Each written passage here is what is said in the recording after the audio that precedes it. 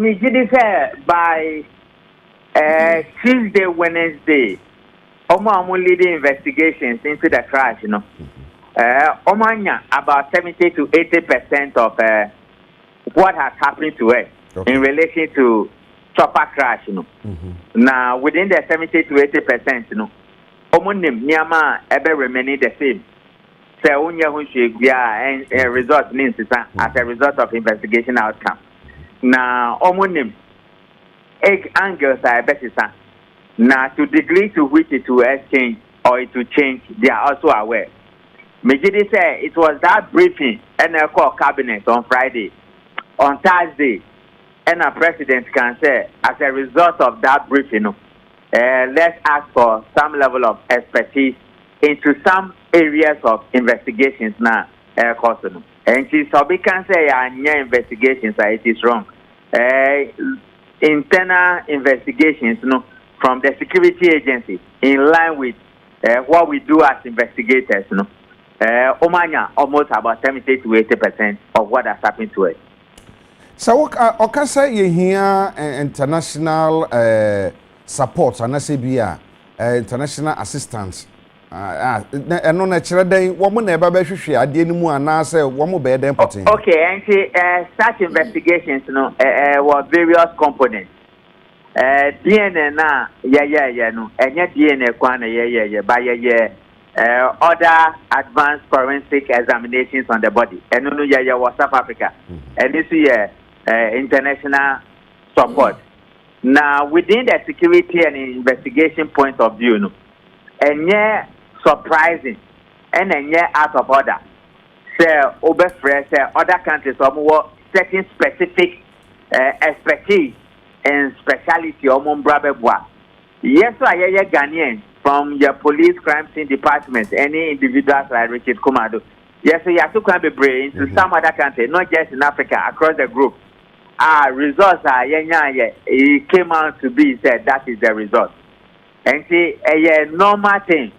Say individuals with specialized techniques and expertise, and as a country more specialized expertise, in times of distress and in times of emergencies, na omuba and no stress from beginning to the end. And see, my example, issue ne happen from day 1 to day 3. Near investigators say, consider all the facts. All the facts were considered. Then all the factual points were analyzed. From day 4 to Thursday, another Friday, yesterday, another Wednesday, they examine all the core elements associated with the crash.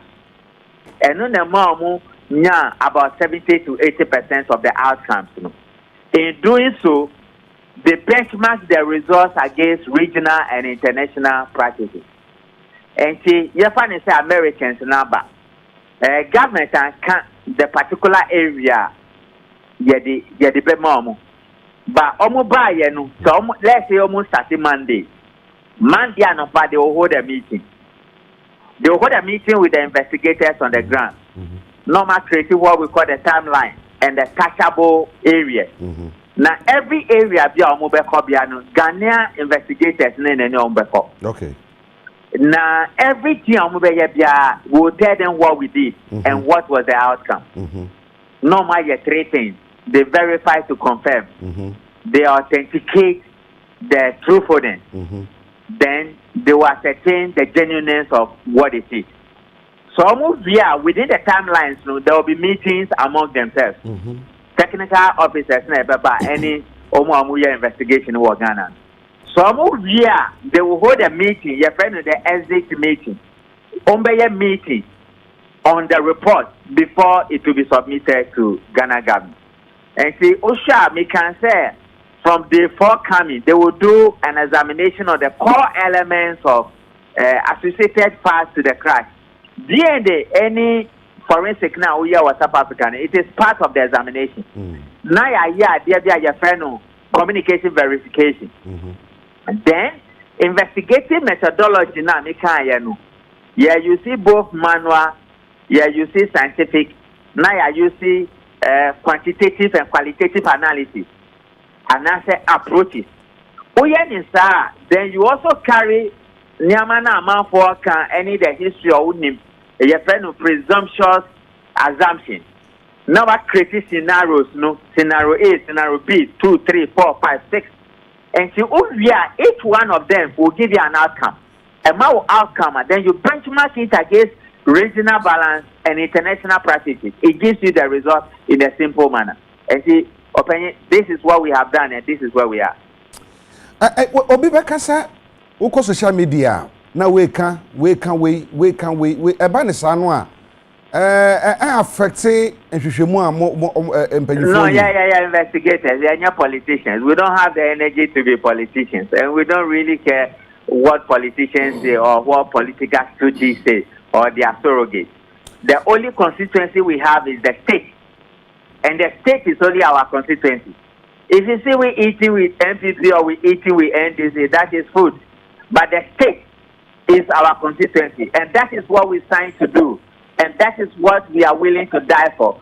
And when we die, then you put a Ghana flag on it. That is the reward we have until we meet again in heaven. So we don't really care about what somebody is saying and what somebody is not saying. There were particular groups of instances, and I said, Nyama Ama Kwabena, your friend of presumptuous assumptions. Now you're creating scenarios. And so most of Nyama Ama Kwabena now you're sharp. And so we don't really hear about those things. We can see them on social media, but we don't consider them at all. Obi bekasa debris no, and I bring a question see no.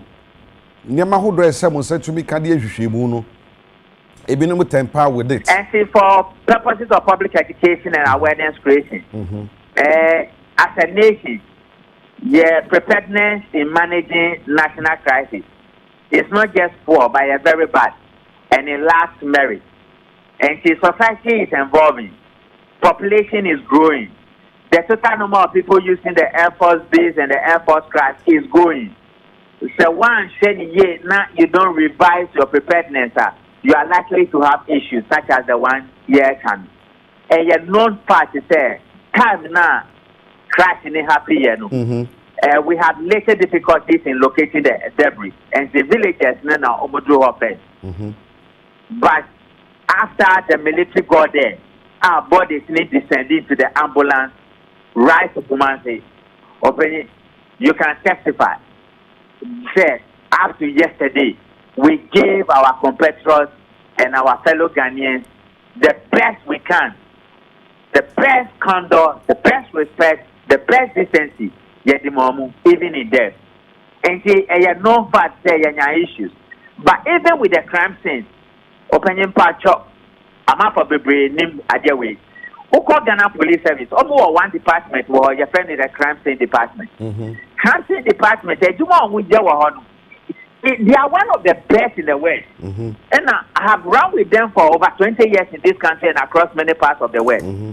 Say, crime scene department to do what? Now, they can have the ability to reconstruct the crime scene and tell frontline investigators that this is what happened and this is the reconstructed crime scene. In several ways. And I am part to say, when you more for lack of education, but you don't also need all those things back there before you'll be able to reconstruct the crime scene.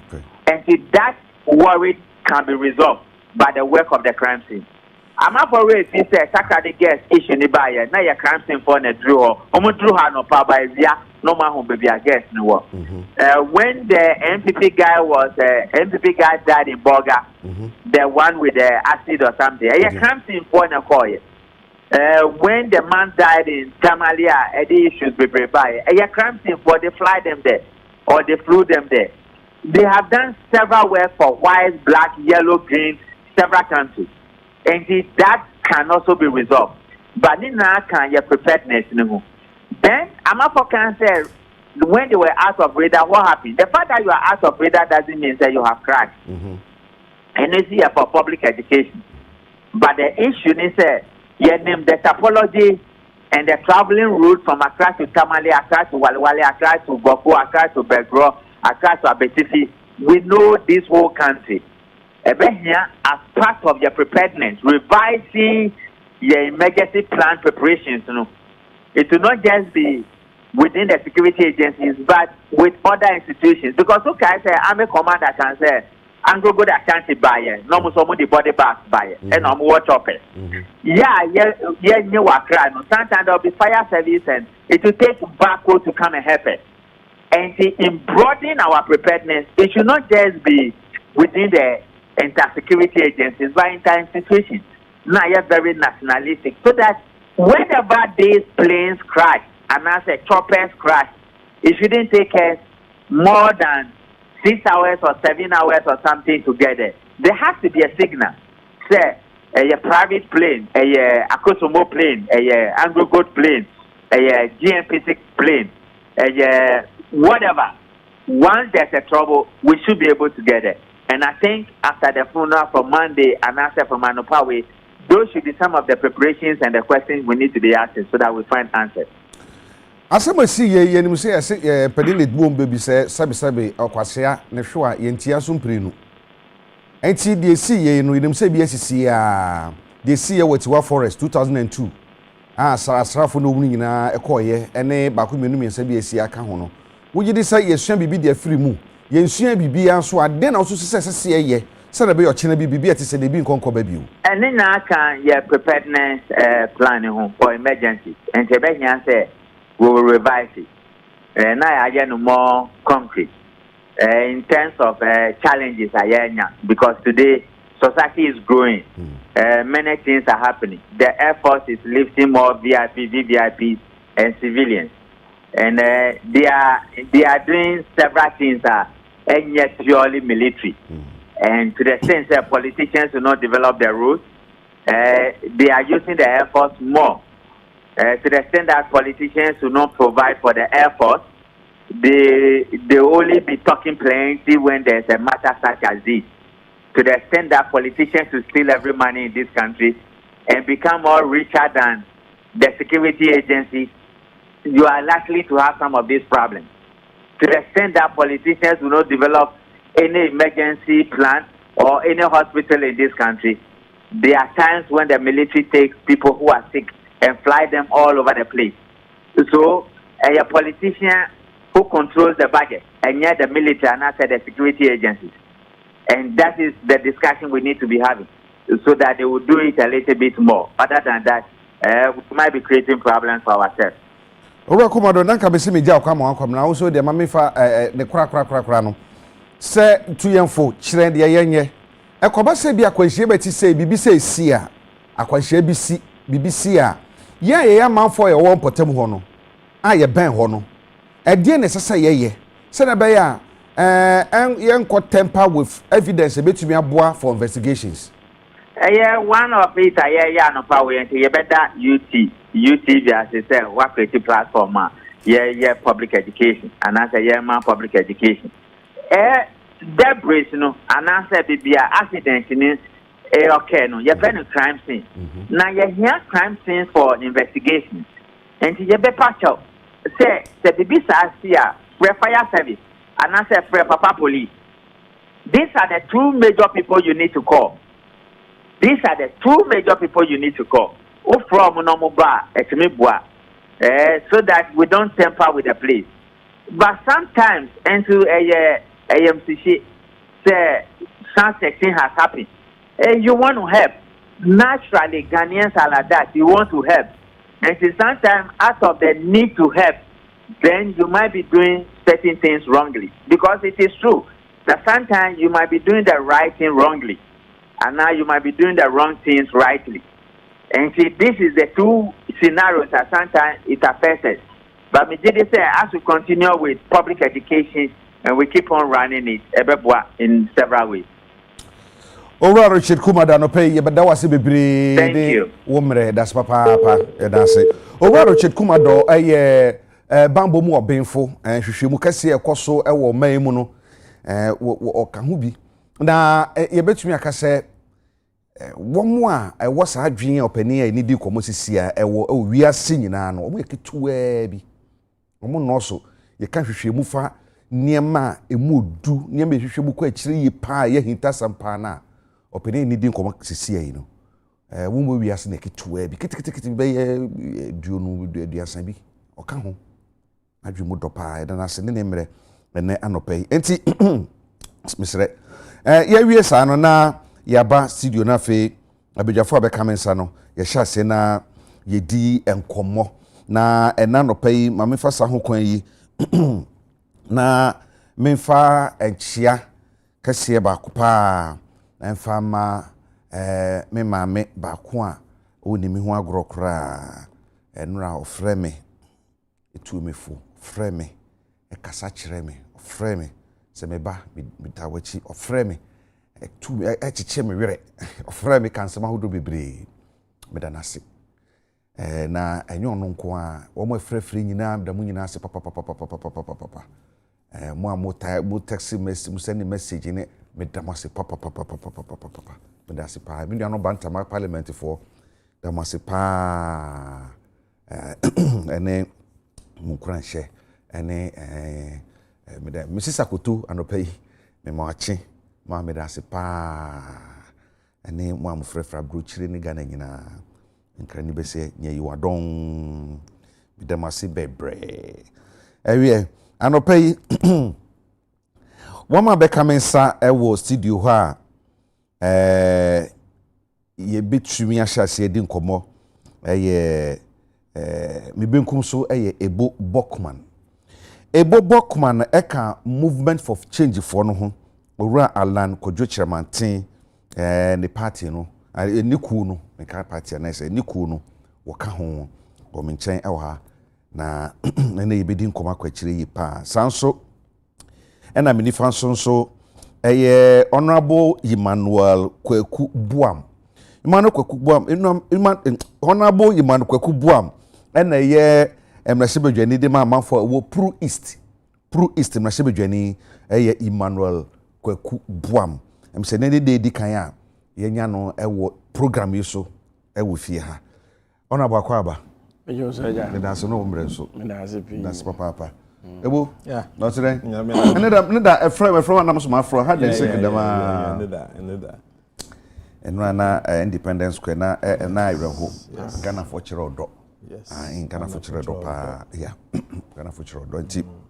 Ano. Ma me hye friend fru so honorable sense muna mo abam na sasemi akwakosi.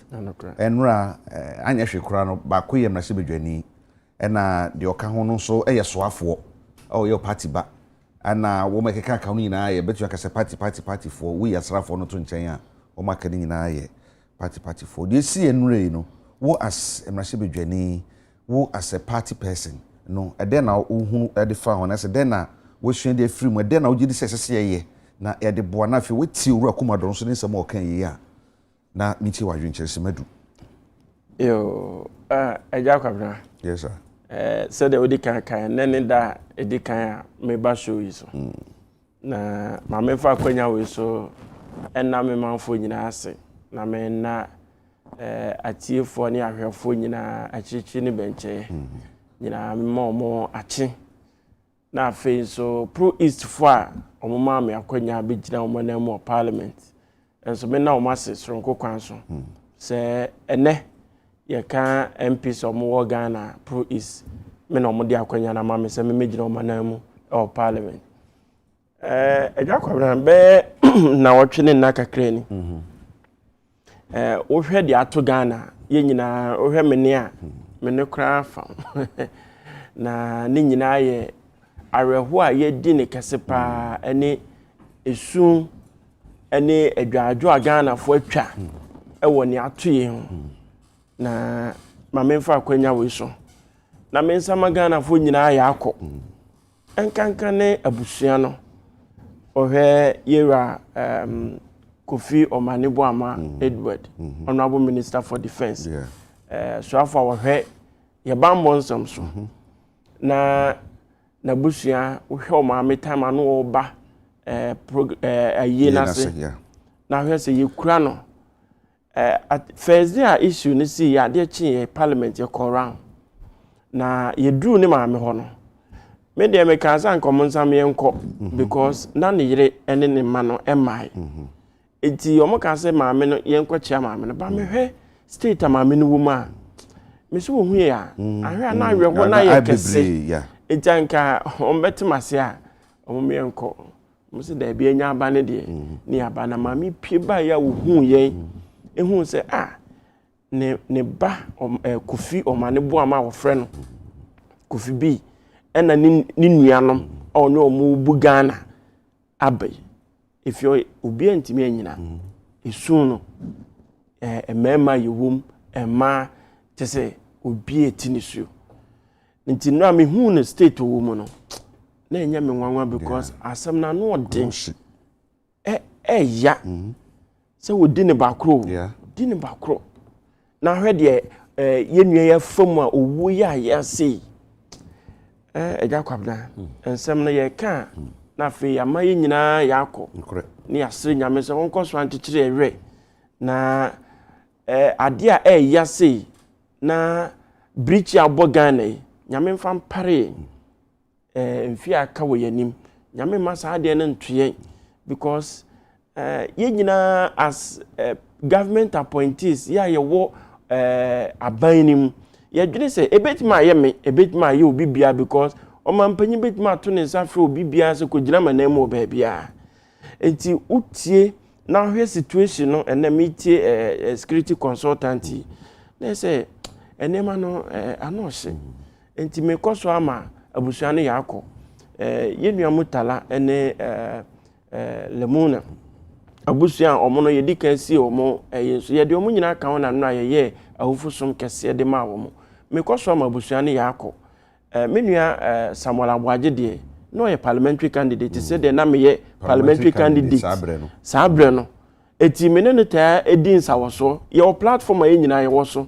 a bibi kire wadwen a wode to so this anka udin kunuma ka woni nyina na o parliament first time in parliament enti menua no so wo hwe na ne age no we are all around the same age enti ama ya ona ye kese ama ye twa adwo ewo ne atoe ho but de ya ne hadwen pa ye kunafo no ene enkra no because me lecture bi kan sem bi wo say enipa omu hia o abrabo mu pa no o kwa adwuma mu ni wachi omu hia o abrabo mu pa no they are always left home enti se wo ya de wo adwuma ma eya masankrofo na adwen mu no enye kese ewo buti because wo kwa adwuma na se wo so ni obi ka bom na madi adwuma no dwirima o kira yeyi wadia wo kofie omu hu hia o abrabo mu pa omu na tifie twen omu na tifie twen enti amama nyasua hunu bebre wo saade no se opia frifie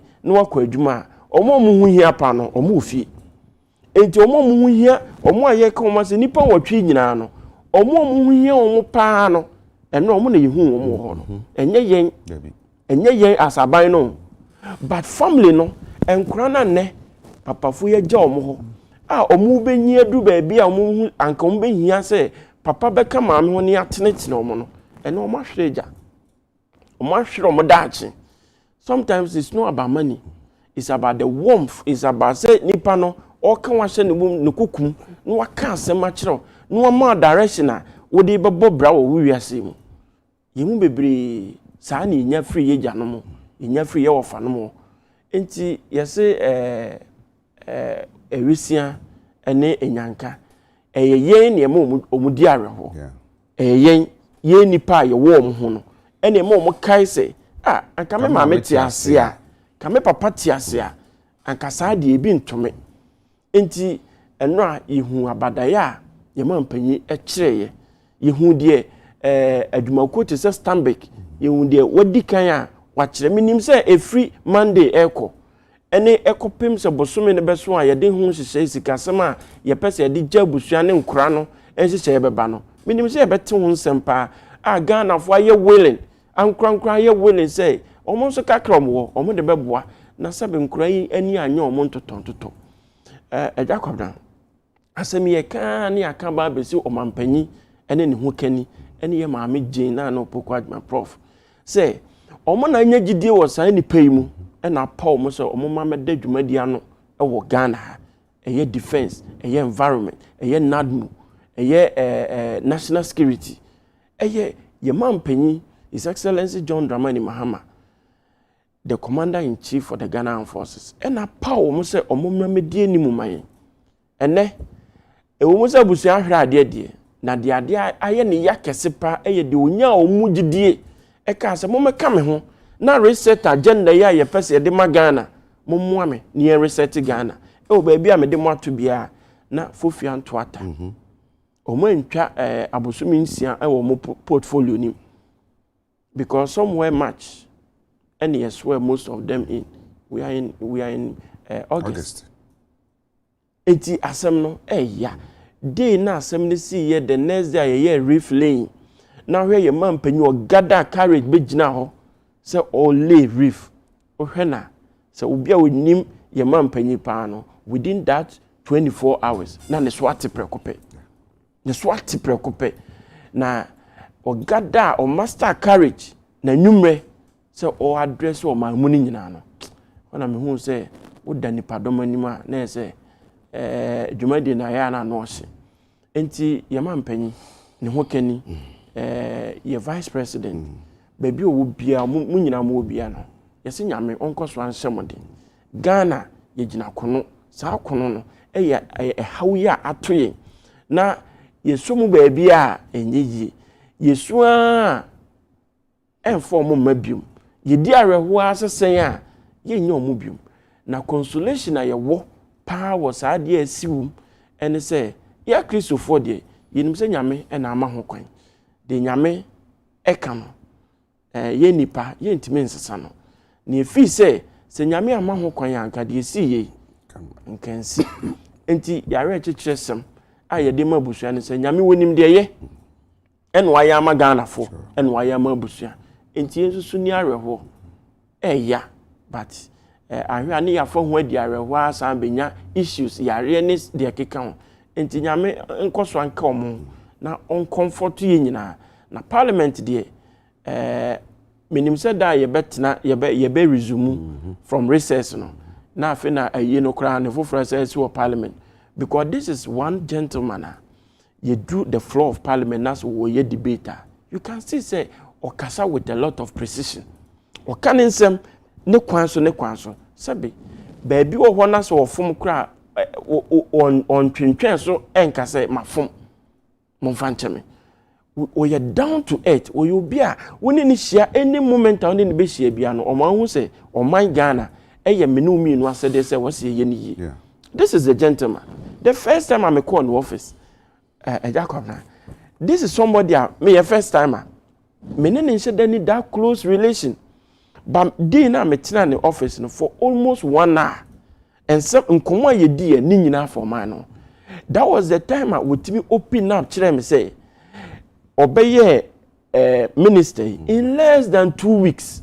And comfort them secretary did their brain say, onye na nka omadwuma omoye no omo kwa ma omonye wa fidi so ntimi mfa nsem ne details no ntodwa na oka che me say nipa no disca na man no o ene yonko pa o hwese o ka che nipa ne se fasika no komo omenye a okono obeka so de amoma wontimi ntwa ho nsan ko bi so omo se mo nsan ka sika na na enti ne obe frame meeting ne office wa o so frame meeting e ka che de sika na kodi no so on frame krofo ne mra meeting.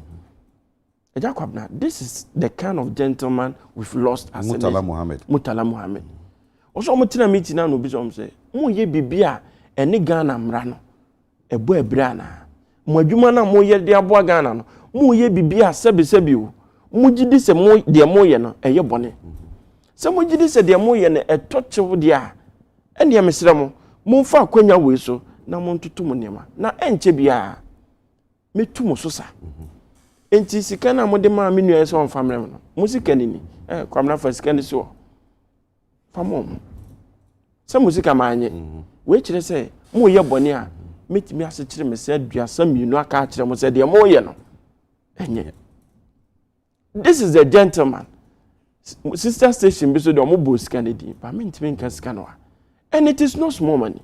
Obi a ya tena opposition sa enti akwanya na aba se anka minister so didi enso wo say se me de mensa so sika enya medie mu na se Ghana edi hu ya wa me dan kwama bia me giran Allah animu a me buhun konta.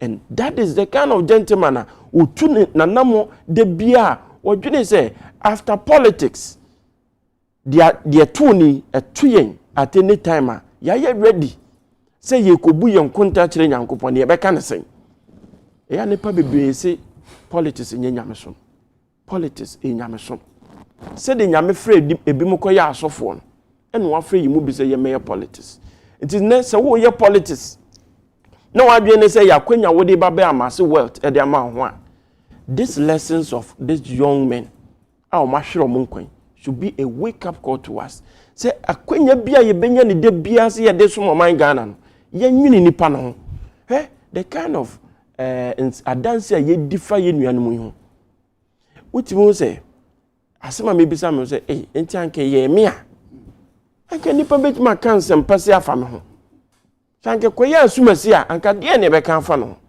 enti we are as humans ye nipa de was ye dika dwene ho ye nuanom nipa ye nua nipa se ke ami nua ye de brani se oje anka one ne yire ne nabusuafo omudam anka omudam nanom esi ye be efia ye ko mu kosra ne yire timu ne matimu no ye ko ye na fie no kura wonwie mo amko ne ho bia no efie no onwie enti sanko o skeya ede na kire sanko ntimi fanya de opeso ye nanso wadwene Ghana ho kane adwene ne manfo ho owuye enani 3 days and 15th no and minister for education matter say what sign check almost 2 billion e de atwa enipa duananson na honorable Mutala form say ohwe mo medical school na dana enuanom ekọ tamale say mantimi ankobi because almost selected say nipa kakra bi nko gina parliament ya namu ho na sa nipa yi koye na wutie tributor this young men o mawie ebi da so school mu ebekan ya na che say wa shine another beacon of light wa tukane ebi ato o mabrabo so ankante sa nipa duananson na wutie bi mu background bebi o mu fria menyini sa anka bia senior high school kra no o mbetimi awie Agya Kwabena menim say o kasa obedi ho adanse a obeka ka honorable medas papa pa wode mentwa no na ye kasa yebeka omo asemo a yebeka ye nkan wie da me saka ya ka me non 10 minutes na so 10 minutes enso yo mami papa na fe me danse enti consultant e ka asembi say crime scene bia accident scene bia ye crime scene me pesa me touch on this enya sabe plane crash nkwani hu se car enya enkwansia na se ben community bia areho etoda obedru ho no eya de community no prese omonsa beka wo kan mu ye niema ewo omo ka akohwe ho no a move most of them do crime scene na nipa sabe o pre ne nkwan no ye bo ne search ahwe de ne woni boto. This should be a wake-up call to Yenina MTTD. Baby, say we need to increase public sensitization.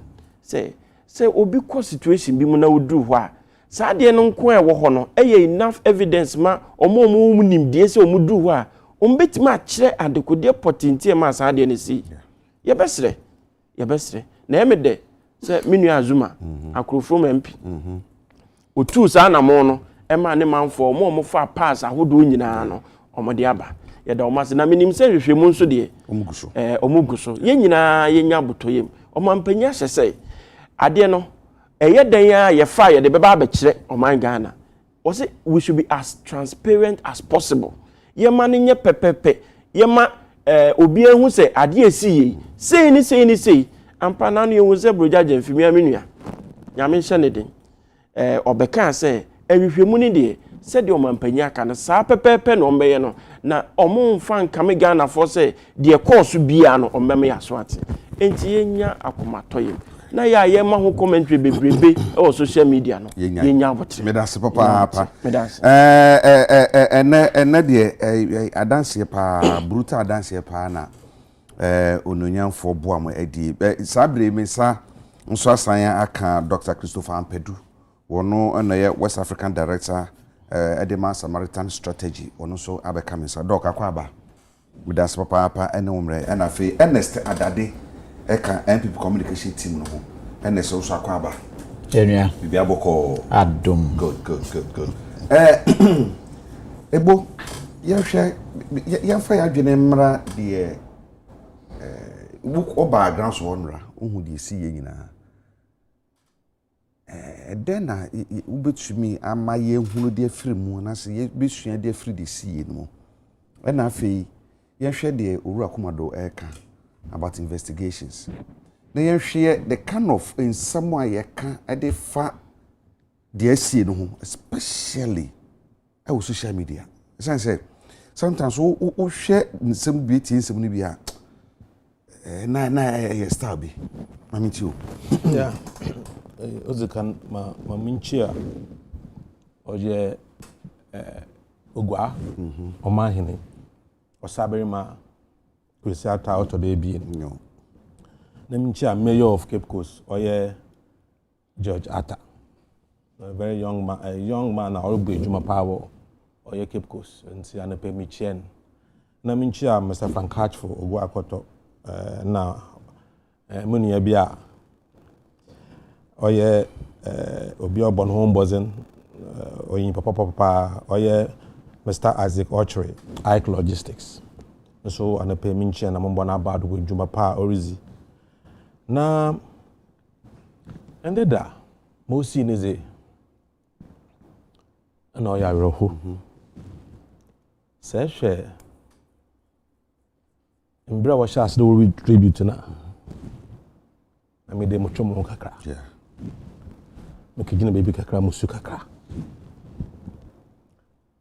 o sende say it's a tribute na na bi san wonde sa wo na otoa kabede nka bayeden nka we busua bayeden nka wo mba bayeden nka wo nuanom bayeden nti no ya bra ho mo famo ka won tribute no ya bra ho na adekura ande da oma mo nkwanhye ono nyi ekwana oma na nkasa oma no mun oye abanin na asojafo no ekwana wo fadu na organization na wo ye ma yene nuanom mo na eyi no oye ya oye nyimnyam hye ozuma wankasa na we fimi kwano na wona ebusua no oye aza ose de nyina yebo aban na abawdo na yebo oye asojafo no na mpanyimfo a na Ghana fo nyina obata echima aza na oye nyimnyam hye no nyina ode yebo nyina yebo yana abawdo me James de ende daze na colors no wo no political color no only one color oye Ghana color na ne de nyina yehuni na sadam azi se ebutu ha na mon na setam biara abibiara abibi dem besu no yen shase yen sen yen hu social media yen fan yen gan politics na mo bi gina kor de oman kor a yen nyina na asamatu yen na ya ka ansam papa fa ho se yen roho a yen ma yen roho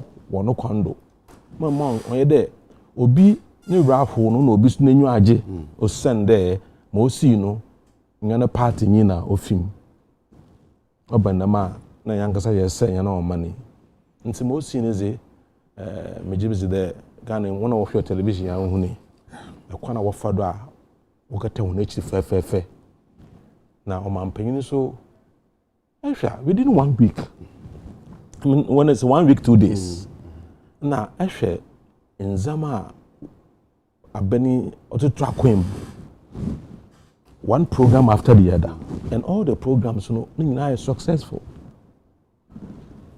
o man painting sama waka nkwansha sam na kroye sama waka na akokodu na a ochire ni composer ahwe the say it say stories ni ye na hu the relationship a no onye for example onye oye owura boama onye no wa ne hu de apart from there as in oyo mampanyin na ne manfoi na nkofo we yi ho na onye ye dwuma we fim no na so ne personal friend bi obi on was special relationship so oye doctor Omanibo ama nti na ehwe dem nzema nyina na omampanyin no tumi oginan na from day one onye omane kasa only read ori je chere mo beye biala o se do oye bia no oye no so se de yebo na abado na yesere nyankopon ni na adom na ni hira yezeman na oye ebusuafo a wa hwe won ze na nyankofo ne anuanom nyina la yesere nyankopon no mpaebo yezeman nyankopon na nhye won ze no more awefiri sunko je wa awefiri bia nyankopon no boy odu bebi na se yizi yawa oya ya adwen de ye ono yiza ye nwie da na so yankopon ankasa fa kon bi do na o me na awefiri ma ye wefiri mpo de yezi ye o mpopen dam awefiri no onfom ebusuan so obaka ka ho no mpa oma awefiri no ndoso na within a short time we tumu ahir say sa hwe udofo bi ana hwe bunua bi paada ana yimpe bia na edanen sa hwe ne da nyima so meke betemase onye easy de mawesi no osi na afiso mada oye other politicians are all around from different political parties na political associations when you obey each mo oye fe no so or they born about do o send the leadership will show concern the as in watu nyina ye na nwom onye aba na nkote na watu na nwom ntino so o sede ye born about do na sisi ala o man na ewie nizen ba mis ebusuafo so obey won ze wo fie majiz de say mbo bi ala president na aksa aka de mbo bi ala wo behia wo bi ala pada ya wo ze wo fie wo krom mbo bi ala e behia bia no so obobom na wababoa madwumazi no so wie peye majiz no so hia pa de o se de ye bo president na abado for them asem na waka nkwanche asem na waka che ebusuafo wo da ma asem no but asem no nyina anye de sa asem si na se entum nsua bibia mfim na da ma asem no osibie wa ono na o ya tete asem ze osu abraba yerboi de bia no asem bisa na bi nsida na mom de ebe for kon medu nesu ano ama da ma asem no onsibie no ono na ohia kase ono nye de yina ya agya atum de most otu yenuanomi onye da wangse na worko wangse worko one party bi ana so worko aka one private adwuma bi na mo man na osoma hon na dam akwanhie otomon nti se bibi dam usa oseda yibi se hu de yerko yene nyimi ana ebe na anamo na yibutu madam asem ebiri nsi bio ma akoye de eyinum ma otwoni wa ba ultimate sacrifice ire gina do ni ya sanze ma bi nanyua nse ahwe human history oya BBC man mi be no friend Hitler Adolf Hitler chemo so kum nyimpa wo wiaze ahwe atoyancham na wo kunkofo wo twankofo wo ntiri wa ha da mesem ya osa ye gina do na ye kada never again da so de ya madamazi oto nyimpa bio nti question nyi de iben anamo na ye botu yakata won kire wie fefefe yanyi Ghana fa kasa fefefe iben anamo na ye botu a omama da mo si onsi bio onu ni aza ohia onu na ebusuafo no butu mo aka de yan additional wo film no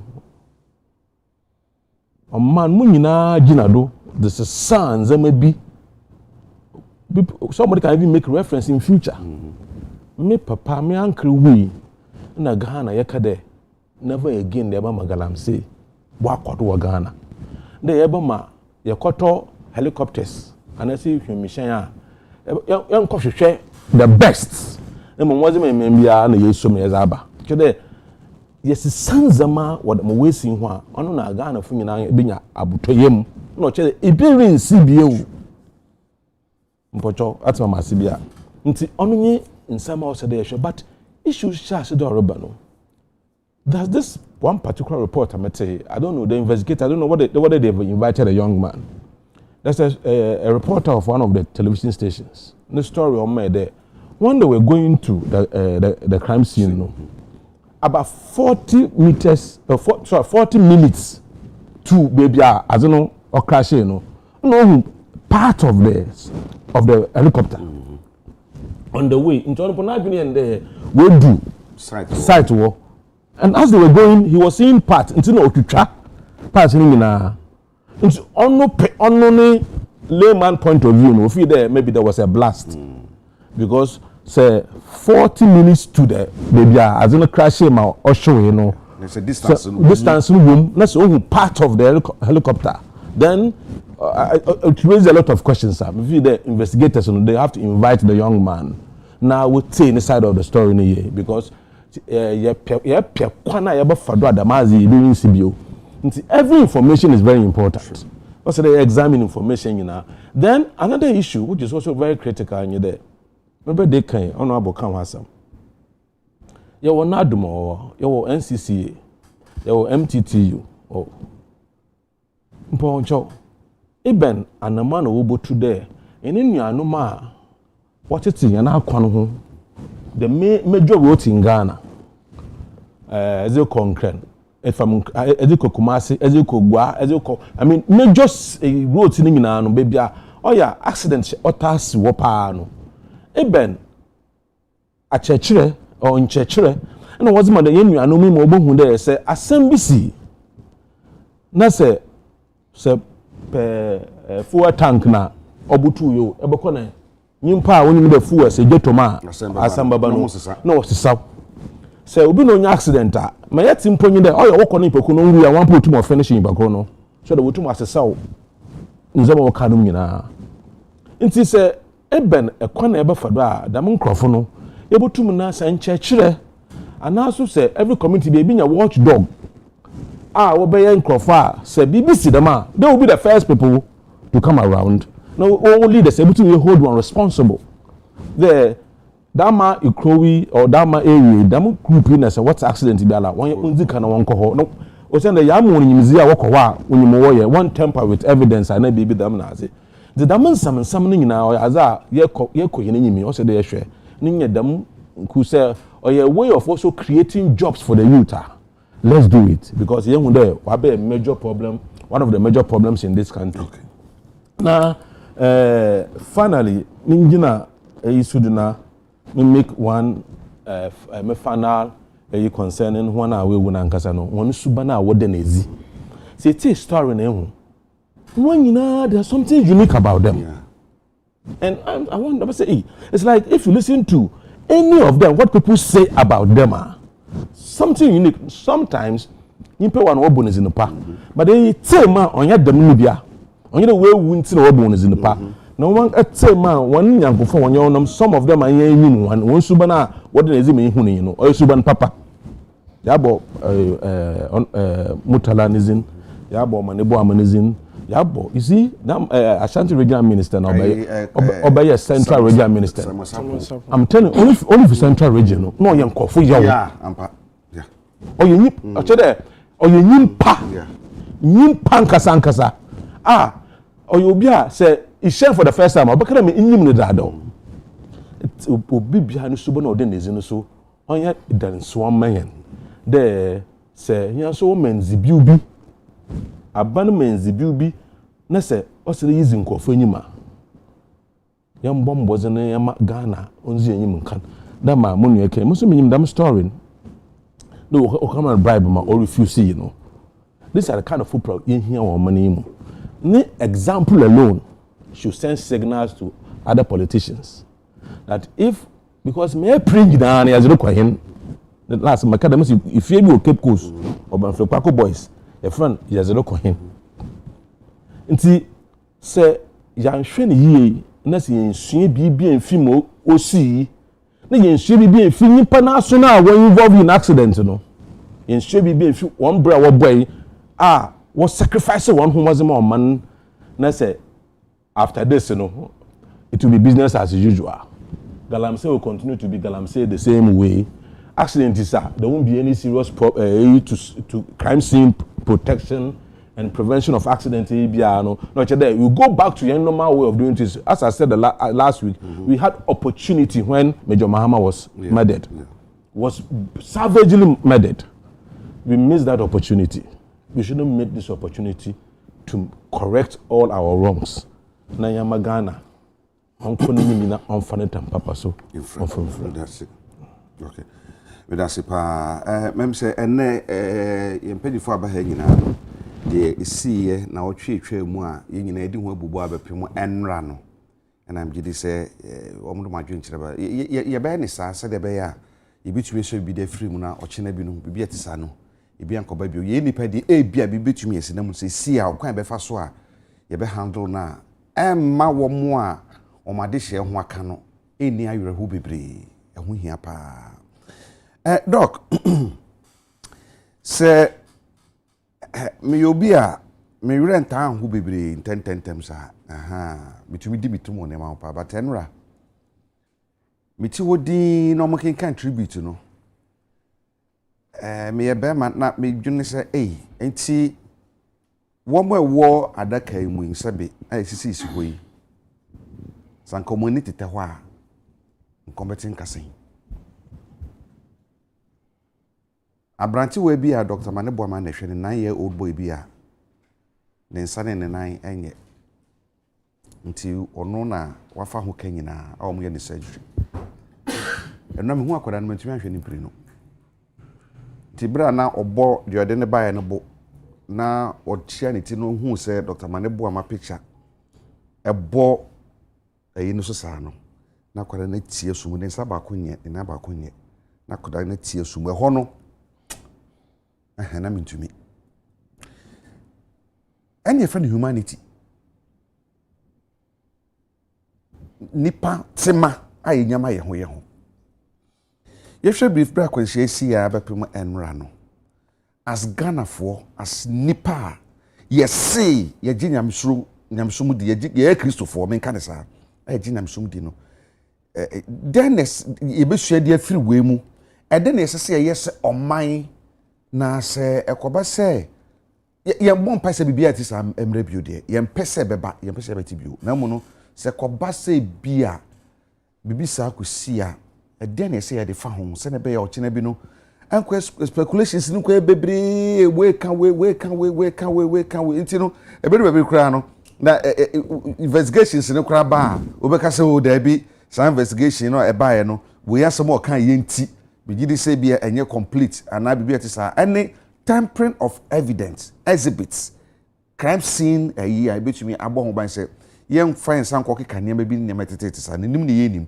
afidi ye hunu ba miti wadwe chesimadu doc Agya Kwabena da sivre mi che atifo ne ahwefo nyina nso se nipa ompe nsachaye na onu de onsua bibi nsacha enkunanim enti sania ye kanu bi o hwa asem ba ni sania be ya no asa bia ibi su ne be yedede wo ho ne be kasa ho enya etwam a ne chasi asa I believe say na ye koyanim say Ghana say biye madwemma ye chese puntu anasi development wo hoi ye koyanim chese nsa isuafi ne ya betwam no afi afamu aba afi ye de apem akoyanim na senior mpanyimfo di kan aka no me ne ya Kwabena mi sunsun ye pa because we are very emotional say ba bibisa always they put me in that situation say it can happen to me miss me too kwan pa it is assuming say we are eba ma kwan mu a me ye be den me maso be den mabusuanfo be den etino say bibi tu obi a na ye say so de o hu koton say wo a nka die ne besi eti for me ne di kan pa was side we hu a e ka me kuma ye yirum ni emma tibia omuwo mu na no as a social scientist no call attention say ye ka aware any family a so foundational we nipa bia bra bo mu se ensese aware any family life no see ebu na de kuma kra and then me can we because say na aba so say emfa ho say wo be ware nti bit ma ba obra biara be met mi ware obi ma oba bit ma ware oba na ne esi yi wo hwe ne e course so a edu dia dance say aware and family life very very important because obi ni year I was at the one gabo say areho ni won hu areho no ebe kuman bi but we see say so ni pe bia no wo dwen ho say aware hu hia na so benya busua oye na ekunu ni emma asitwam nso no eno so ehu hia ni hia pa ni say ni ekomu aware mu no say bebre fa aware nya hwe ena ekunu so emfa nya hwe wo ko aware mu hwe nsem esisi no hwe se na ebirim tuti wo mo yire no mo ni se na ebirim ye o mo kunu no mo ni se na ma aye bisi basa ebi aye even drug addicts ni chesa say nipa koye so irresponsible as far as aware concerned but nia course ni amidika hu ye pa say hu oyira no wahwe ma no na wo hwe TV omu mu na wo hwe areho a omu die hu say o ma misi nipa bibi afri omu a esombo here the father figure which every family life need no mothers contribute no which means no ye one area omuka safa ahopa enti ehu ko hia me say say ye cherish aware ena say cherish say eja hu hia pa o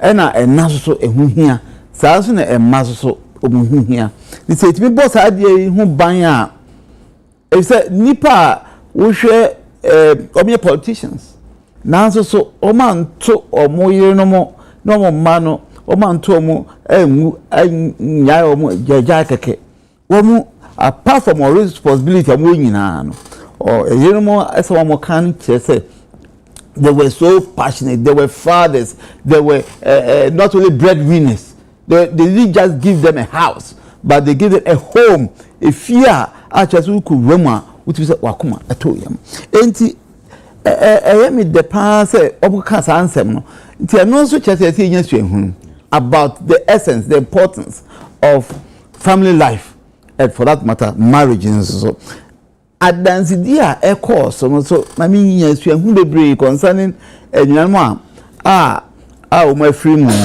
chese mna yesu o mu nya so me feel say wo mu yisu di ban bi e kire ya enyanmo asi esua wo hwe o madwuma adansi ayedi sisi eyin chese o mo fo madwuma eni agro 2 o mo fo madwuma anko say ebia hia me ni sika mi hia nti me de nibre eni ebia greed ani nibre na se pesa benkunya ye adwuma ma grabo adansi a epie mu nyina chese o man fo madwuma ni agro o man fa ensuma adwene no makoma mu se position o manya no o me ko pesika nemom o me de adwumaden ye selfless, they were so selfless o madwuma o ye ne se o hwe ministers yi adansi a every ministry buy defense any science and technology adansi pim buy a chese these are people all man from adwuma eni agro and o hwe soja fo no so wo madiye mu a o mu bie ni ho a adwuma yadwuma o no ko dwen se o ebi a me de senia bebre nya adwuma o mu dwen se o ma ye wie eti ni a obedi adwuma bi a obi adi na adwuma ho eti adi ho a yedi ho no ehu hia ye chen adwuma nankasa na ye these people are not like that they will be sua wo ho I think so because ni amimi hu wo ho pa say they are also very patriotic just say they love their country, they love their work eti adwuma o manage ho no ni fa pem ni say wo mo man wɔn dɔ no na wɔn pɛ sɛ wɔn som ɔman no ma ɔman no kɔ kan na ɔman no kyɛn so ɛno ɛna wɔn de to wɔn kɔma so wɔn bɛyɛ yɛnyina yɛ ɔman mu yɛn sɛnea ebinom awura ban mu ebinom nso deɛ kyerɛ sika pɛ ɛne ani bere ne pɛ sɛ nkum nya ne nya atwom na afei corruption ɛno ɛne kyerɛ sɛ wɔn de bɔ wɔn bra na if we have people like this yet we do dance here. I know the dance is anyway. We have to learn something because we about a some can see, but lessons are even not only from Owonu but Nipana home free moons. You be from Hono. No so because the brain say if it's about position, open your position, a key positions or ababuim.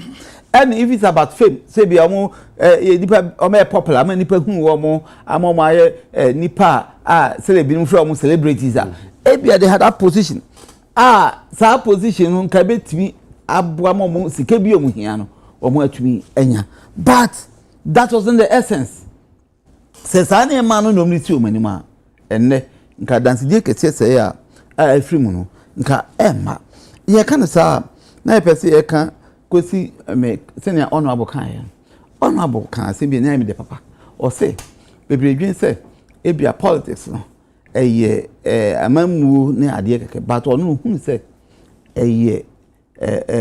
core of free now hinta some kesi many people don't know, many Christians don't know. That's what I teach anyway. Well, because I drew mra say nipa be dwen senior honorable adwen ya Ghana have over 70% Christians. If even 30% pay adwins are see position menya. Tax you cry me. Adwuma me ye. Your frɛ. Senior asofo nyame frɛ wo mo no. Saa nyame so afrɛ obi so me politician, obi me economist, obi me accountant, obi so me civil servant. Na say a Christ of 30% pay adwins are say or frɛ and adwuma me ye. Me so friend yankopon they are friend me no it may yo with all my heart with all my mind there are some of my Ghana who some of my Ghana no some nipa anya nyame nsam nhira because nyame nhira me nipa of the fool enye ne awako wura mu awodo nsa jeje fufa ma wo ho no ne se nipa nya sa adwen no ne de so man 30% pe Agya Kwabena ka besa niema hwe Roman Empire na Christopher only 10.5%. 10.5 in Roman for no during the time of Constantine. No me 60 million. And yet Ghana about 35 million. 60 million. Christopher 10.5% pay. But this 10.5 significantly impacted within Roman Empire also a very primitive barbaric empire.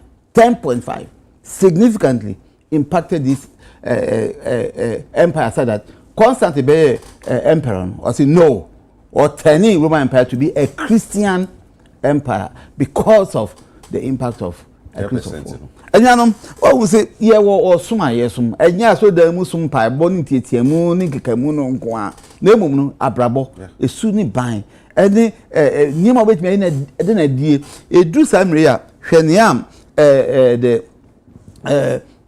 the Apostle Dr. General Kumiwood the head of religious this thing okay during his sermon or say no beja enkrofo ekwan omkwa musia aben bi soldier for no e wa aben a ombebo the salaben na ebo no e ka wo say e da bi so e ba Kristo e ba aben bi so e ba let's say that's one kind no e touch enya trasa da bi o ebudo eti ehese ma yeni ba ho se anuan mu ye ni ha kekeu ni a etu anuan mu ebitma to omo ko no ye kwa ba o one day ye kwa ba no one day po I saw musa no cry we dey one day journey ye kwa ba return journey sa no hwe na akusie it can happen to be ya na ba beto wa o ko ne sen enti yesu ehunu kase a me bi say yesu a se be ya mistake bi ma ba be ye twamu ene ama Ghana ye woti bia mu ye nkomu biu na mu ye be fi mu akoti bia fofora e de nidaso ne promprom ye ne nkoso be ya brabom anye ne saa akoye se enkobesie mistake I dey be a committee they say send ya menu abi meke o se sa galam say aka wan se wan no a hwe ne galam say akoyo enti se ya ye nyina Ghana fo amfa ya dwen amwa si no ne ekoso no enye enuamoma ye sorry na ye ma ehumi so na yini se wo ye ofam die se na wo ye wudie ne so me fam die ne enuam se obi aye ne fam die Ghana yɛbɛsesa dɔk medase papa medase pa na ɔka asɛm bi na asɛm ɔkan ne sɛ sɛ wosom aman a na wosom wo nua na wo nua no a wosom no no ɛyɛ nyamesom ɛsiane sɛ nyankopɔn sɛ dɔ wo yɔnko sɛ wo ho nti sɛ ɔdɔ yɔnko sɛ wo ho a wosom nyankopɔn wodɔ nyankopɔn mmara so na no kyerɛ sɛ wosom nyankopɔn no nso a wana ɔnyɔnko so a woyɛ ɔtorofoɔ saa enti ayɛ na mpa pii de last week bikasɛ mesɛm de a mede nnwom na yɛbɔ me bra meka yesu sa no na praise woman class for ɛwɔ no bi ɔsi obi ka sɛ ɔdɔ nyankopɔn no ɔtan ne nua ɔyɛ ɔtorofoɔ ɔsi onipa wo hu no onipa wo hu no na wo dɔ no na deɛ wo hu no ne deɛ ɔne wo no na sɛ ɔyɛ ɔtorofoɔ adade deɛ si yɛ yerim sɛ yɛaka ho asɛm a ɛno agya ɛbɔ na agya yɛkɔgya ɔmo kwan ewie yɛ as nipa sɛ ɔmanfoɔ sɛ Ghanafoɔ ɛno me hu bibi yɛ me fɛ ɛkyerɛ bibi mampani dada ekufo adobae mampani na adobae mampani nkane mampani abi de akyire Dr. Bawumia bae na Kunadu Ajima Rollins bae empanifo a yɛhwɛ kwan all religious bodies wo mu nyinaa kufuo na meka na meyɛ kufuo wo mu nyinaa ɛbae wotum sɛ there was some kind of national unity bi sometimes metena samdwene sɛ Ghana nka yasamo kanya den saa o but ya ne ayama na duru baabi a ye wo sesie yi ese no ye duru ho no we kura we mu and they eat together they omunye bibia together but I didn't think yentumi emba sa suna ye wono and direct yen se na be betumi akekere man no adade eno de esi yi and what do you think say ye hu no se Ghana fo awo de esi yi hu now going forward no the sese ye de boa oman de so man ye ya yetimu bi anye ya yetimu bi nipa iko hwere omun kwan de di kan oman Ghana elopre no ye japade ya hwere na sai nipa ya hwere omun kwan omo ye asset to the country wo mu nyina nim de bebrebe omun nyina no ekọ wo mu chese niema ya hwere no eye bebre nti asoman no what do you think say see esu free there ehye mu going forward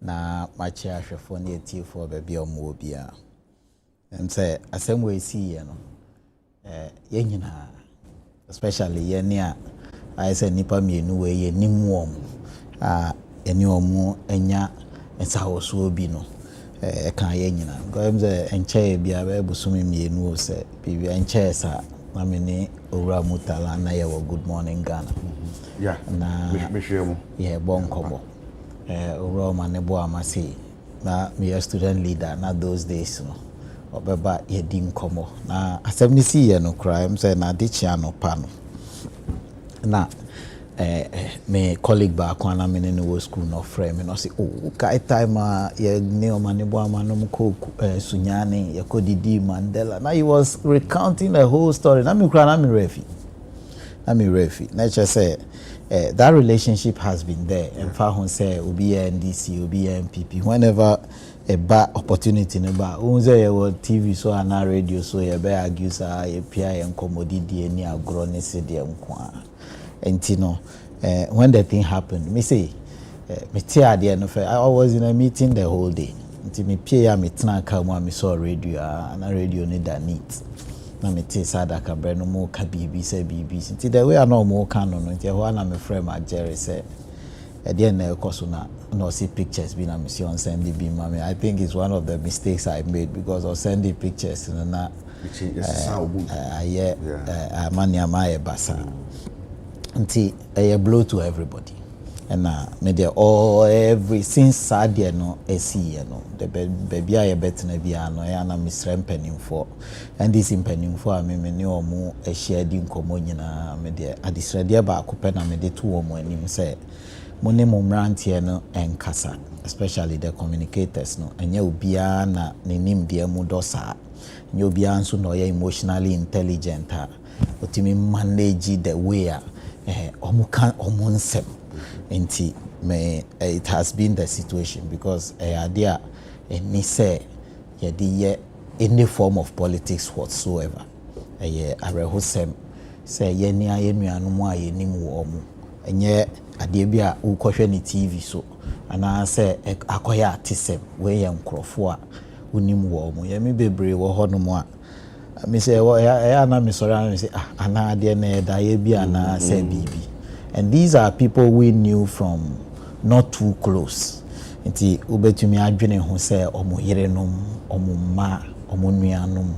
We feel obi ti say Dr. Manebo ama yasini maame di nukro.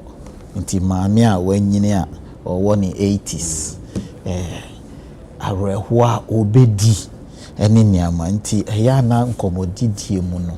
Adisrede ne say ye nye careful kakra na ye ma ye ni nko ho.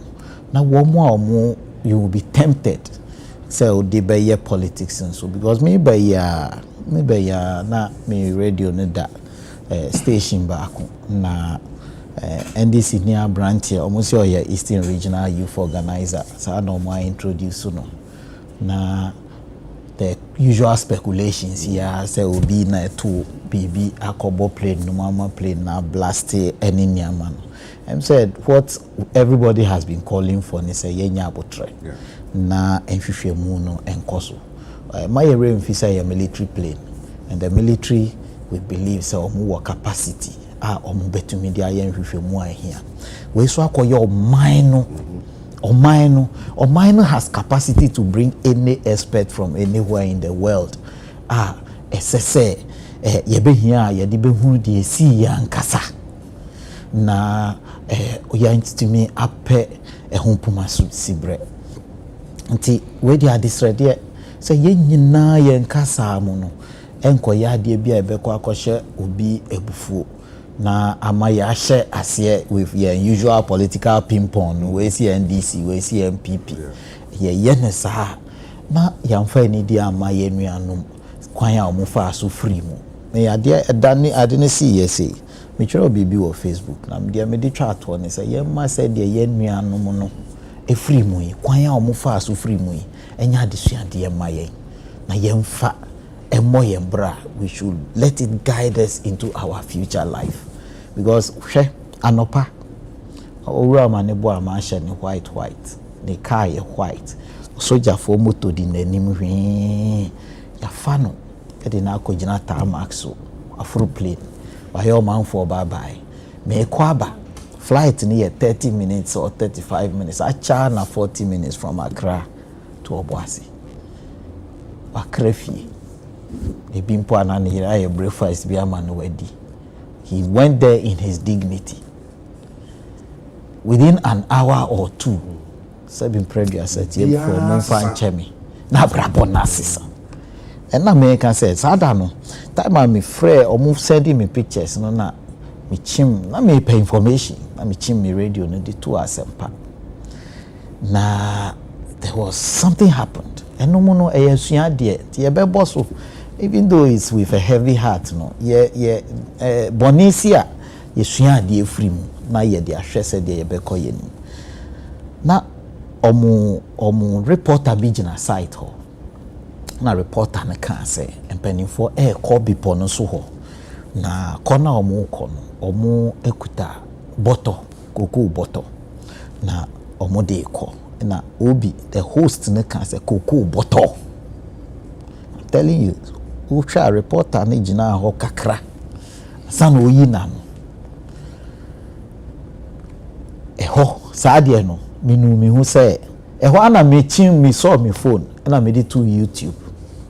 I have regretted that decision up to now. I'm say I'm high because nipa na ote ni car ni V8 papa bi white mu a okoforo aeroplane no sima na yeso no koko bottom yemfa enonya asuade media na enyade America mara hosem pa baako nanso said the tibia yemfanya esuade especially yeah politics no anything can happen and na me de to assembly amutala assembly okan ya ema omunkrofo radio stations na TV stations na abo ogina ho kan say onu oba politics mu say politician bi kura na unya akwanya na ade ayede be ma osefa ko ma wo manfo na wo fa na wo de ma wo ho a onyankopon e woda obebisa free wo. Let us learn lessons from these things. Sure. Enye that time I di kan a obi afiri mu ye nya omampani a ote akodwan so a ofiri mu. Say ye nyina ye hu say the atamels. Owura omampani dada atamels ofiri mu no say the oman no ebu nyinya. Fa compare, you will see that Ghanaians have that heart. Ghana for ankasa. Yen papa kojoban redu be kaya. Ofiri mu na news ni ba Ghana ha no. Ohunu se de oman no enyina ebo mu. Sa kroye ene de ka ho no. Ena ye hu sa abri. Se ye nuanu mu afiri mu. Ye hunu NDC, ye hunu MPP. Intermediate masre say these are people we knew. And yet sa unim no so ye minister or TV so keke. These are people we have shared a lot of things with. NDC 4, MPP 4, ye nyina ye nhwe ya no ye. Say ba I have said it throughout the whole week. Since I asem no ba ye nyina no me dey make an say se ba na obi na aye mfumso a me pese mampani ka kire yen se ba bia ye mfumso ofiri ni utie chief of defense staff ni common o can say we may have made some mistakes. It's a line. No, I am interested in that line because that no me bisa say na juada no na me team ni bi ko Kumasi akoya ade. No mudru airport no adwene nyina ne said they were taking off. But me friend ba ko no se omo da so wo airport ho na ground planes ni nyina. Nti omo anya ntu. Nti asema we ne ba dem bisa and say, oh, so how did we clear a helicopter to fly in this weather when we were grounding just the day before or so no you grounded commercial flights? Nti something would have happened. Yenyina yenim. Nti na misre say yenya abotre. Yenya hwehwe mu say ye no kore. So even your planes na ye fly no because military planes no work capabilities bia normal planes no just a modern ones in a wobi because omo no ebitumi fly anajo kora omo wo goggles omo sha otimi hunu ade se niam omo wo instruments ase ohunu ade kora esanse omo de omo kwa akonti ekirefo no tumi boa wo omo ma omo tumi etu anamo bi se no technology akọ enimu to the extent say pilot no kora ohunu kwa ye kora mpo a ye gwomfidi a etimi boa no guide no manu tumi ko ya ade a ye mfidie yi ebi nimu ana ya ade ye nim se ni nyina hwehwemu no hwehwemu no de beba se hwehwemu no de ba na ye tumi atu ho ana mo nti na me de se ye ka se nyina no me de adisrede ma obi a se ni nyina ya obia be say asem si a wo ho ye nyina obia be pep di obabli mu no na Agya Kwabena na wanye na dwuma ye na we na wanka say ye but ni nyina achi no say hwehwemu ni wie peye na ba na beto ho a na ye nyina ye hu kwan a ye be fa so say mfidie no foforo ni ye beto ene ye say ye gye bosia de twema nso nti say ye betina ye beto mfidie yi ye gye bosia to mfidie abo ye hu ba ya adenti na eni say ye but enkomo no kodane politics dia la braka ebe ha adwen minemu say enane politics nso adade ye da se isan say be dan politics ayan ne ba mana dan politics yo so yam pede mane ye politics ti say ya fa no nyina agi atu mu say ya amanyosem no anase Ghana fo nyina we nya manyo som kran kasa David be wadaroma na me dia asem bi kakra bi na atwa to se ikomo no so e ko ba bia ayi hu galamsey fo hu ahyin kakra omu di yenya omu tete ye na oman ni nyina e wo ha omu because omu so omu sika kakra omu pendi ani bre enti omu ye niama ha ye nyina nanso yenye careful kakra ti said ye kan say ye twan hwehwamu no bi kan say galamsey fo na tutu abo em say minu abo so eno na abesi ebisi galamsey fo na atu bomba abom still the same call na me call say galamsey fo na atu buba abom said dey yenya abotre the investigation will show because no amene panin ba ko panin pa MP moa e ko show ba ko so na ye TV ni so no o si sojafo num fa obufuo nwurawura nkrofo shop mu ade na so me se sa komo no koso pe haji ebe haji enti mama ye stay yenya sa abotre no yenya abotre no enche ye ma no sa ho kwan no ye solve problem no problem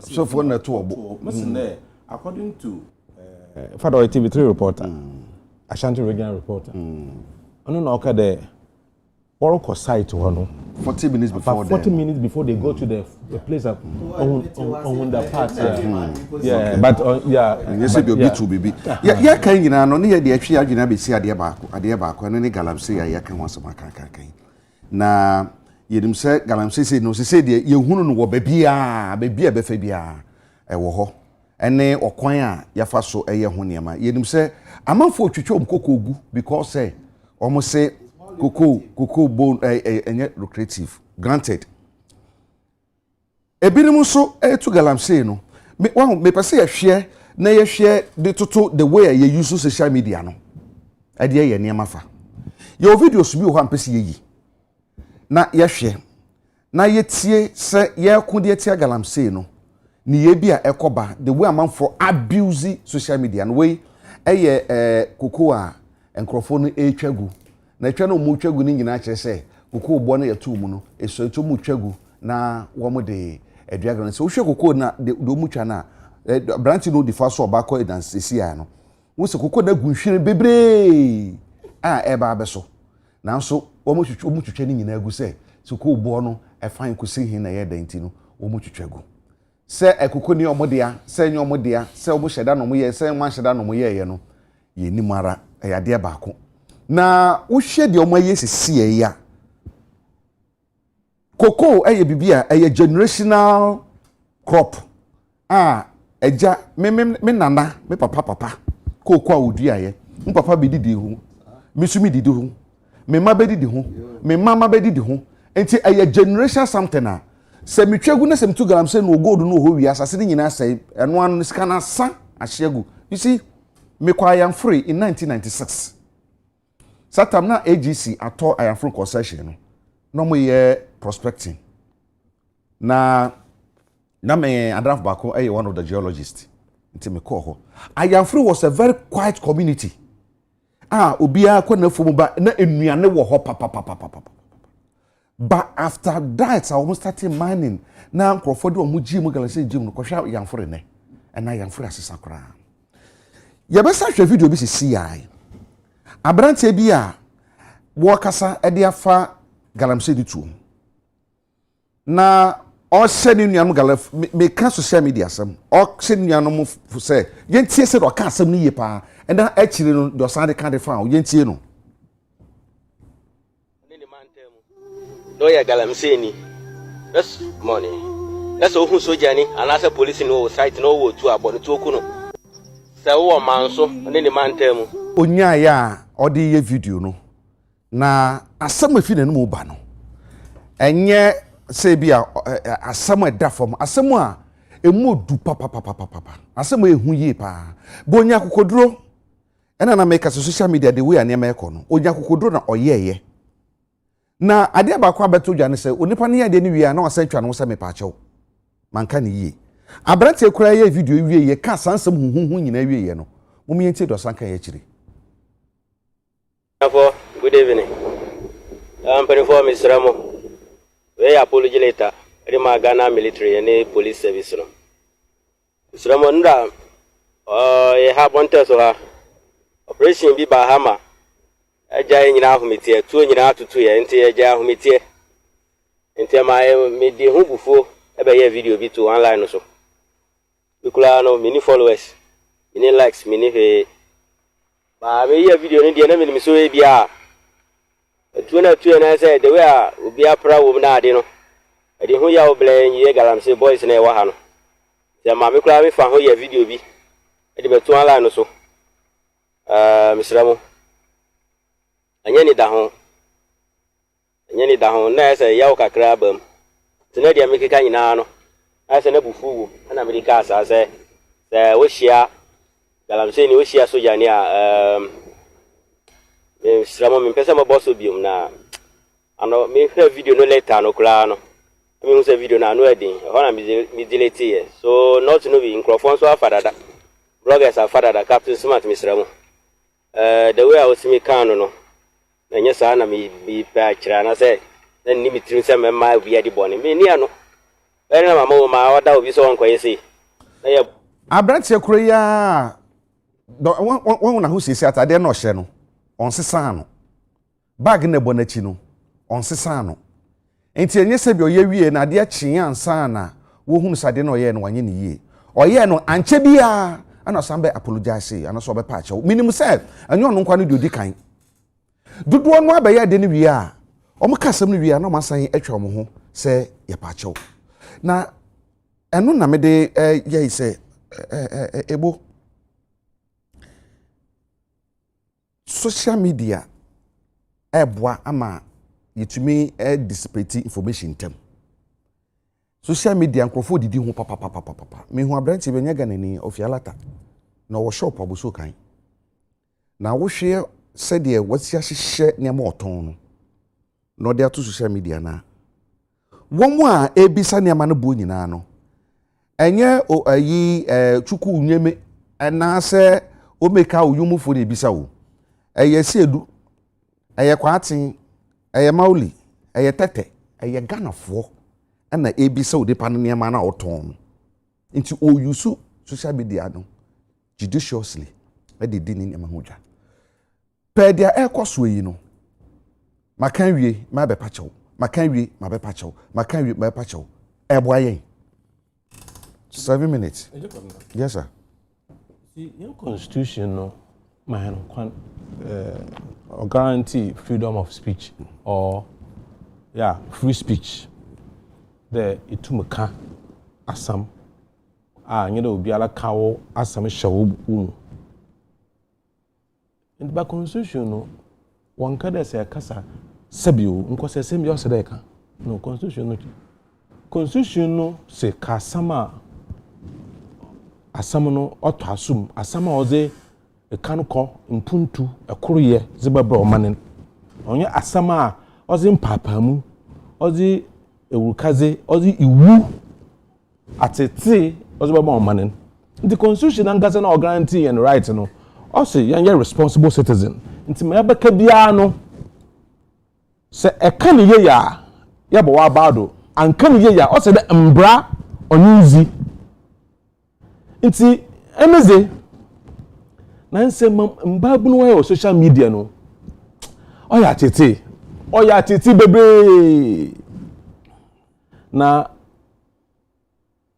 dama yen wi na mba pachawo no ze nyida de yedwuma kra ano sabe obi abosor no wa kama pebia na owi oba pachawo onyimra pachawo wi a Ghana ze nyen nkuti ibisu si nanse ya ma platform bi do waso obutwa mampanyin na yen ni til mampanyin na obuku na onyina hye bottom we ya na host no also oba pachawo no you shouldn't encourage that manzama na omani mu baby yedu si siara no mpuntu na kan kwa yehi omani mu no sambabu no wonfo wona ahoze no wonyimzi onfo ntayechi na mom obaye nzama a obama ya twa asane za ɔsɛ dɛ yɛ magana mbra ɔno ne zi ɔmani gana go tumpuru biala ɔyɛ me bien time bi amka da masaman ɔyɛ law no ɔnyɛ leadership no ɔmani tumpun mbra wɔda atɔ akwan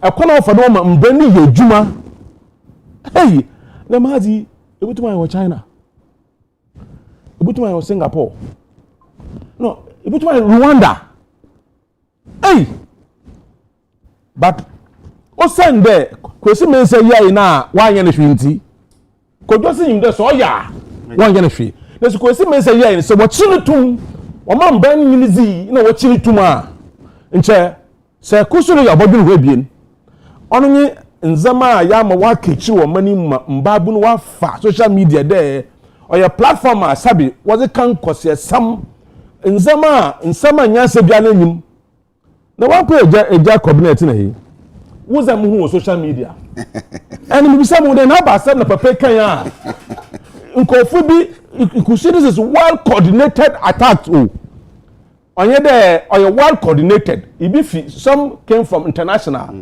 some local and I could see so I was wondering in some kind and when I go to know in some kind nyansa some kind ma no so anunti oye mbabu no onyin panyinfo bi wosori na nsama onfata na woketiawo so that yani panyinfo na what hwe dem nzamazama nyina so one song this is just the beginning no what say ekire kosia iduawia odempa no otu na no sisala social media ya shasi a yindu baby an pono wori yeyo na say yema ho kwan na say yan twinkofo wona so yama mbanyi nkofo enzi na say oye na say obopa chewa na say azi ya ma say wo so ubutwa president na unity na azi akan ke we ya mati party mpanyinfu bi MPP party mpupe making reference then che okay we na obopa chew nti o say wujan ma kwa hifa say nya ibube de say panyiniti fe na say ema ho kwan ma wazo wo sekan oditwa nanka na say wokanya nankafo nankawefo a woka na woka woza na wazo wo platform ato manyipa bi abado aba edam efukaze wakaka nsema on said dem bra onyu wonyi na no nizi so say wo kofiaza won kofiaze so that wabaye dansoa ma ebidum de say me ye dem a osumosu we ya muso wonyi mbotu fiaze na mo onyi tu fiaze aza o ma yin tumpon ni de sambran ocho bia na ya politicians yala na yizechi na ya bochenku watching na wako police station one way we issue threat so a statement coming from some of the leaders especially MPP for o say na watch that microphone won kwa yin some work as if we don't have laws in this country Agya Kwabena man kan cho say e pedo man tumpuna laws must work. Leadership must show example. The obiyaza in deal. Galamsey asema yere kan from view on this Galamsey issue. Agya Kwabena say you pede stop Galamsey ya. Yan yazekon. Ene de wahi. You pede you fight corruption, we have done something. You be office of special prosecutor. The special prosecutor no, my only problem I have is that is the president who appoints him. You know a constitutional review. Yan shum there special prosecutor going forward on your president order appointing them you can the same for electoral commission for all those institutions yeah independent body be appointed them so that politicians will not have control so that say what Bana say a president important say now we will deal as president so that say yeah the mahazin is Galamsey so ni yenya anti-Galamsey and also environmental protection authority them say EPA ya if it's going to be a body also the president to the leader na say or independent body them your other independent bodies na say they are dealing with Galamsey ya abanene ndim ho hwe abanene say yin sa abanene pa ye bona authority no onya abano yi penyini no onye deal until that say mo politicians come there they should fight Galamsey because they are the major players in this game of Galamsey. I am telling you. Yaboko, yababa, the same results is what we are going to have because most of these political parties are being financed with galamsey money. If I see who slow there, when they fight galamsey, we lose elections. Into what threatening one, galamsey areas were threatening one. I don't want to lose it here. I don't want to lose it here. Maka, if you have to declare state of emergency in those galamsey constituencies so that we don't do election there, let's do it. To clear galamsey, after that, so consider to have elections, let to have elections there. We should do whatever it will take to stop this galamsey menace. I hear them, let's say, Okorodama, let's say, obey your videos them. What is shown on crime? What's shown Kutupande? So Jenny Bar. Oba Buntu, yes, and Kenny. Videos no true. If you always second video na be apology on huda. First one no huni, on the ejuma. So she full not to crack. Oh, wabone true. Into the many reported to me. By this time, in Pedamunda should approach for what was Solomon and Solomu. And you Solomon. Video first one all the use. On the second one on your ejuma court. First one on court. When you need 2 years, people will learn lessons from some of these things. Adade you shed ye see ye said ye kan ye na man said ye be ko na nim de tumi aboa yen na ya chichiri ye te san say de bia na me kan say mi say ye janom aye bi anom jare to ana na ma ye national anthem no eno ye national anthem ya na ya sasini o say ayabodeden na ye janom ade gima yen moja no nam so nti ono de ne nkwatwa so ma yen and the binumaya man edu so say so baby dey atoaso dey dey toaso nie me social media no I will incite the people against authority me social media no me the be name bi ensen fata initial comment am here before am baba no na me hwe nkwadan ketekete wo school mu a students SHS4 no mu kisi no mrebe to social media no mu kurekura sekan just go mu nyina nyama koto tantan adade is that the way to go yeah kwani yie ni baby ekekan koyi over wait there our hosam na ensem we na duru hanom a na subono abetbo part of the subono na abebo yen ya ye political class na abeswai she ye man ye ba akupe ukaya there was a time we were discussing this Ghana na ye wa ba akupe say your NDC na your power, say your MPP na your power. They are the same Ghana. You're building here.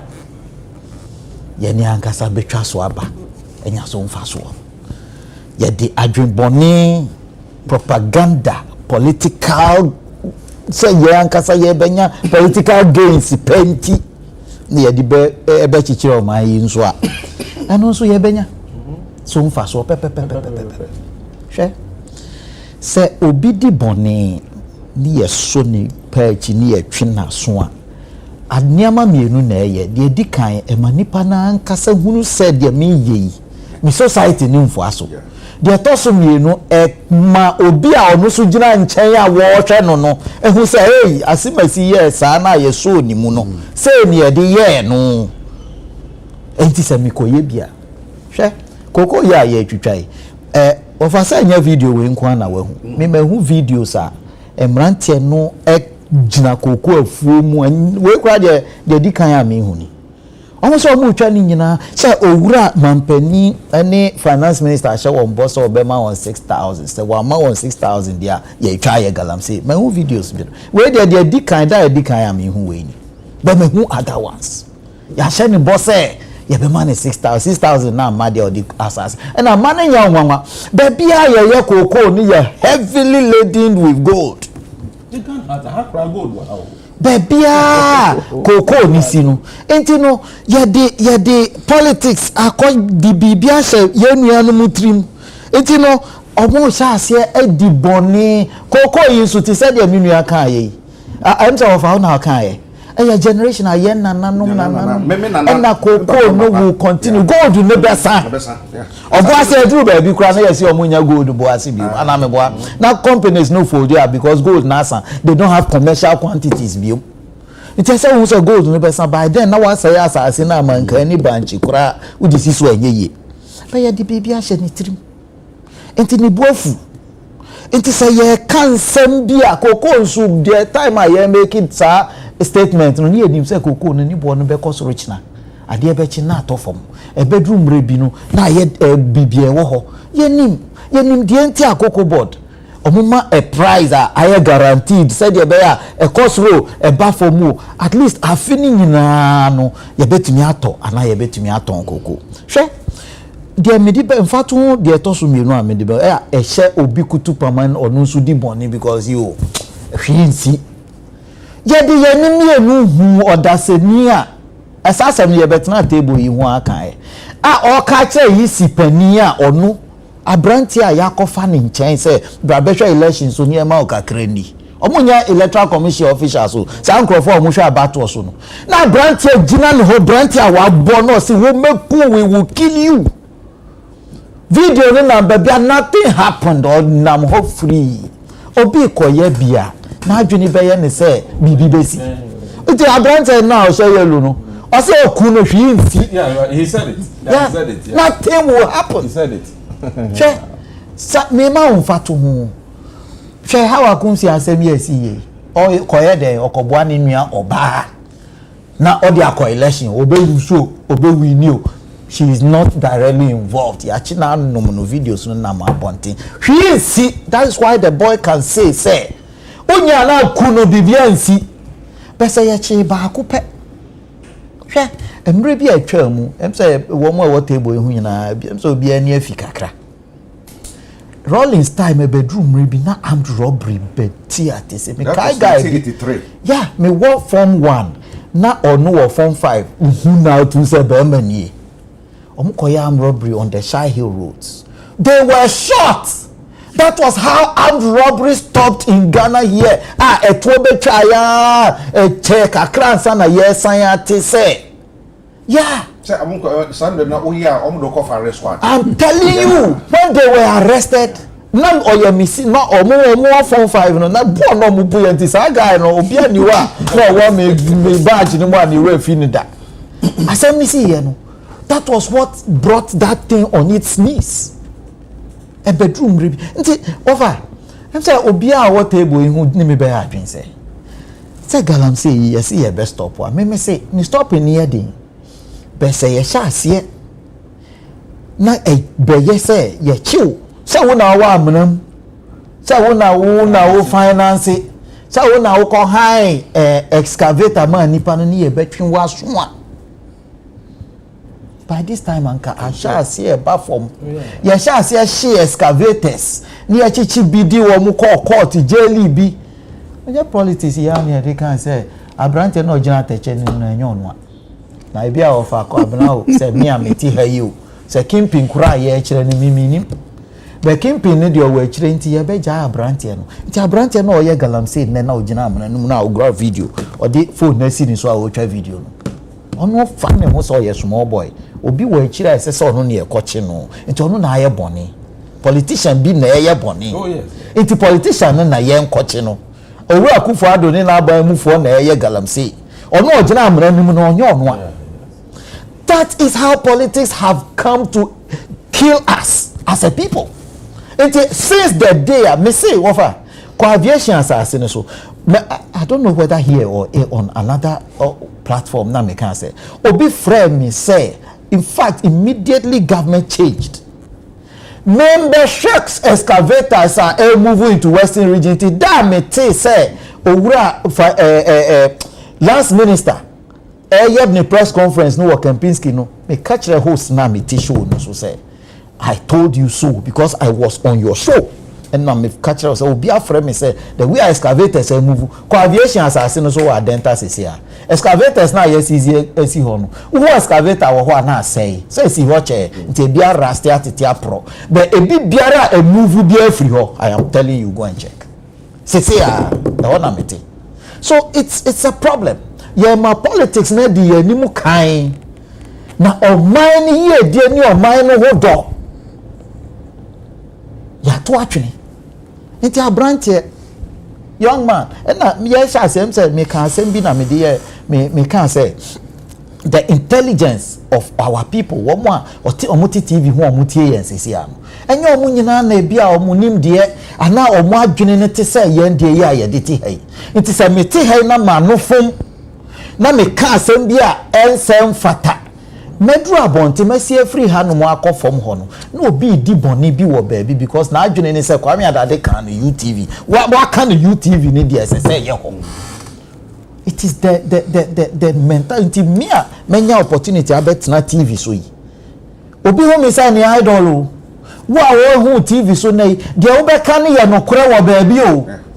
So if I don't watch my mouth na niama meka o mampani o ya obi nyabe, I'm telling you say o mampani na kan ye law finance minister kan ye final there wa kan no obi dia ye adwuma nti kwofo twetwa o kokoo no because when nyam man 6,000 no but one tell me say sa bre na se kokoo ye $120 nti na me kan sa na say na ye 60 nti no me ma we no enye yi. That is why we set up the cocoa board, but you didn't tell them the truth. Let me tell you, no krenye me call show bi, I can mention it. I was on Metro TV during the election and I was holding statistics.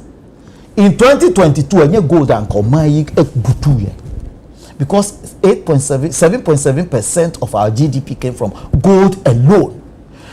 In 2023, 8.7% of our GDP came from gold alone, and we were packing gold to back the city because the city was on a free fall.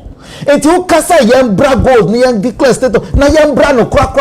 I told Professor Jampo said it is not possible for an economy as fragile as Ghana's economy. I gave all the data. Sada no. Wafa atemdidie. Atemdidie obi cross and this sad platform ni je obi odi bema mi bia anche ene gold board omunya gold way. It's from the small scalers. Enye like because akesifo na hedge om gold no. Omo atom gold nda dansa na ye betu omo hedge gold no it is answer na sami jamfi benya gold e dia boy echi dom no jiso ko nketwa no na nketwa no so nkyere say yenko galamsey intina let me tell you, this is a conversation we will one day have, not now, but intina time a ye hu say galamsey ni di yenya Owura Akufo-Addo ye obisa no say die na ye beye. So I wrote what next. Owura Akufo-Addo ye bibia na ni ya adwen pa. One more year galamsey no, there are over 4 million people in the mining sector. I get galamsey pe become mining sector. So one more year galamsey dia na ebe ya omubejai. It's exactly what these our brothers were going to do. I atuyenche mi ko to yen. Omu ko na mo aboa saafo na no. Yesi omunye cooperatives ana ameboa. Enya the same thing ye dey community mining. Mo boa mo ano ye dey omu ko takwa school of mines. Ekotete wo mu kire wo mu kwan a wo fa so a wo de beye mining ni yie ye kope bosia koto gold catchers edima wo mu se emrantie se kakra we ye adwuma no na sika na ebamu a de ono ohye tokro bi mu ohye nwura mu no de ne ho beba se mu ma me ntete na mu ma me akade na me nkoye ni yie ade na see fast forward 2025 eja ya bra community mining no me more typical example me do me ni wa kan ho ase wo table yi ho da chebi do mase he ya e de portrayal omo de sa your friend say community mining bi eko yenim say community mining no omo tun responsibly omo fancy issues say omo set pay at least omo na sense obi hwe wo mo so ntino boni nipa boni wo wi ase obekwa akoye enne sem na me over onim dey community mining no anya dwuma over onim dey si then na me ka tell say melande se si ana wa melande na mo abam dey ebesi here ni say so wo mo a eye community mining I told you said the numbers me my numbers now ye mbesho the numbers are big. It is a the nipa be 5,000, 10,000. And yama entity out of 4 million. Say ne go echiri. It is one area boni no. It will be kaya. One area papa no. It is a community mining no. We should keep expanding the program. It na R COMDEP. Our COMDEP no. We need it should have been an expansion because we have a large number. Obi wa ye wo no no. Many abrante bi enani na wotwe. Nanka beba ha na mko betru. Abrante na geologist na menene tena show ni so no. O se ono de ye wo no mining area. Oko mining area. Mining ya no 2 year o di ko school ni pa mi ni bi ni papa ni bi. Oni koko afu. Nti ono de oye proper born and bred galamsey. He grew up to become a geologist. Why of us so different in whose school ni? Into ono so no ono te horses here no. One of the forensic guys are top notch. I work Ghana han. The deputy. One of these boys. Ono so grew up in Galamsey. Into what for the American say. One more say nsuo no doso. Into na omo so bai. Nanka is dada no.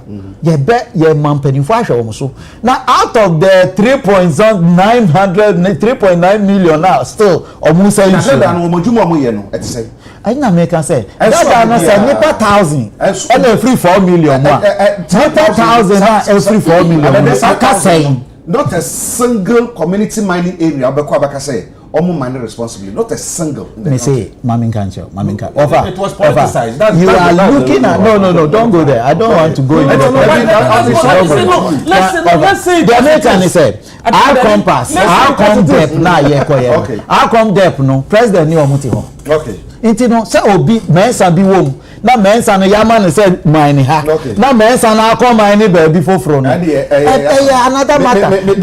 Monitoring, strict monitoring, evaluation of the project and reorganizing the project consistently. And I bebo me that say I so that am kra I say any she o sa kwa okay it is ebe ko ne sa dia sa ne bi ebe ko no ano no aha now so the baby there must be a full stop.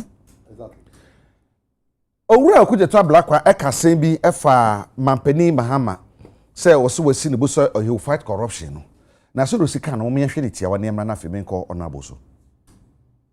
Confirm to you that you are going to see a fight that has never been witnessed in this country. President Mahama is going to lead a very ruthless and relentless campaign against Galamsey. He has not minced words at all. We had a brief cabinet meeting earlier today, and the president was very clear. There was no ambiguity that he will be leading a war that we have never seen to deal with this canker, this existential threat, once and for all. I say, anamo obetumi anamo anu ohie papa pe bi si o man abakose mu da. It's easier said than done. Said the canon no. Eso do don't wira e bi wo. Man pen na na do kwakufu ado kan so na konwa akura tutu. Exactly. Ah e betumi akon. Ati Galamsey ne dey free ho ekosi sai. Enti emisa say e be yesan ana. Onabo mo na mo aban mu. Yenim say ya Galamsey sem ya kan for so many years na be bi aduro no. Ye mu bi no kra no ye bi no matanfo pa mu na mo abam se sei onunya fokunyo to say omoko cabinet meeting na mampani kan say obetu na mu bi a e bi nsi da e wo me abakose mu in the fight against Galamsey mo betumi Agya Kwabena. Yes sir.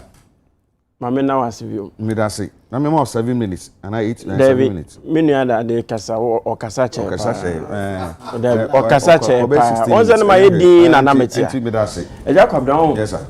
NPP for. Eni kwa say e ka Galamsey sema. Omo ba be campi. They shouldn't have the guts. Oh, don't go there. Say omo ba ipacho. O kasa na me yedi. E o me sure. They shouldn't have the guts to say omo ni e ba be ka Galamsey ho nsensem. Adita. You've been in power for 8 years. In some of our kicking, what results being at the bar ponoso. 80 about 7 months. Not 7 months, ye 2 animal. Not so open your but 8 years, ye go up ponoso. But you say, I know ye the starting point. Sabe be a day free, Cassana ye day starting. Hey, a bank of one summer, Omugina social media, soka. We shouldn't use that as a yardstick to glorify Galamsey. Baby, ye nyina me gidi say ye build o man ye nyina ye kan bom ne yesi o man Ghana de ama enchirima. Said ye na no wo ka say ye gya okokofu o papa wo nana ene de ma wo papa aduru so wo gya ma enchirima. Sa nana Ghana ya bra botie sa abepem ne. Ejise na obi nya kokudro de camera ekosi na afuo so twitwa kokko ogu a. You think some any Ghana was here deal with Sadian? We shouldn't make it look like say no or justify that was what yes Sadian.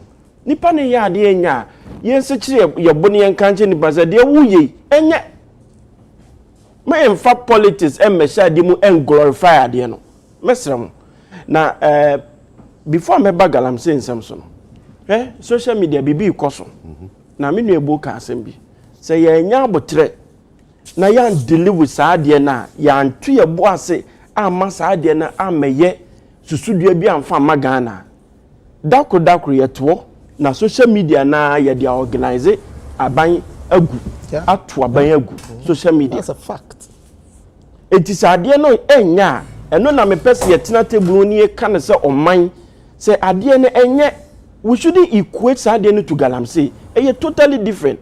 So we be tena waso ne phone camera asi ne so wato data 3 cd 2 cd 1 cd waso data na data no wode kan sema wonu ankasa wontimi contain sansem no mamu me entra hankasa ade na ye because wo kan galamsey ho asa no because we twa koko agu because ebre bi aban bi promise koko bo koko bo ne nye tabi ye social media no ene nneema ye di tia yankasa ya busua yankasa ye fie yankasa wo man Ghana eno asem ne ye ka Ghana ye womra wo hwe Data Protection Act ayewa kasa fa ho wo hwe Cyber Security Act 2020 ya Act 1038 na wo hwe se de yase akuchi ne mana minim se ye minister wo hwe communication so or den sache bi bam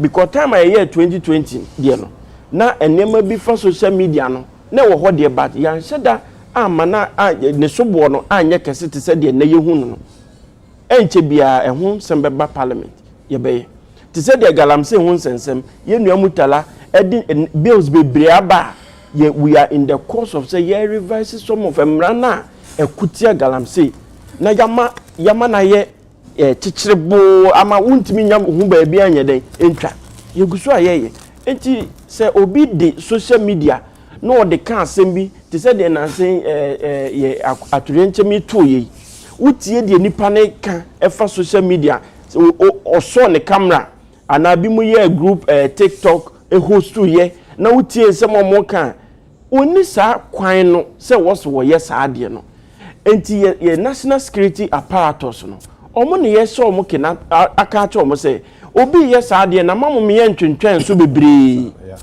ba minim say sa time ne we are all grieving but be 3 days ni wo action akoso omo yes ane ma ni nyina edin say Ghana jollof akoso jollof na yimu nyina omo kan ya yiram ni omo yes ade ni nyina fancy comedy omo nyina se ya che enti de ye pese kan say aso man ye nyina ne ye build on mine ye ya sebi nya ndisi fonkwa le to mine ene nya MPP fonkwa ye Ghana fo nyina ebi mu kra nto aba ye nuanom Jehovah fo so mo nto aba omo nya Ghana fo eji ye o mine ya omo nyina nka ho enti we should distinguish ade nye from say ye ko ade bi enti mesramo Ghana fo de ye kan say nipa na on social media ene bi mafa ne say ye adwuma enti woto data na obenya followers no nya ska back uti omo mbe ya apologies na some few days also ono de no de per followers no de per views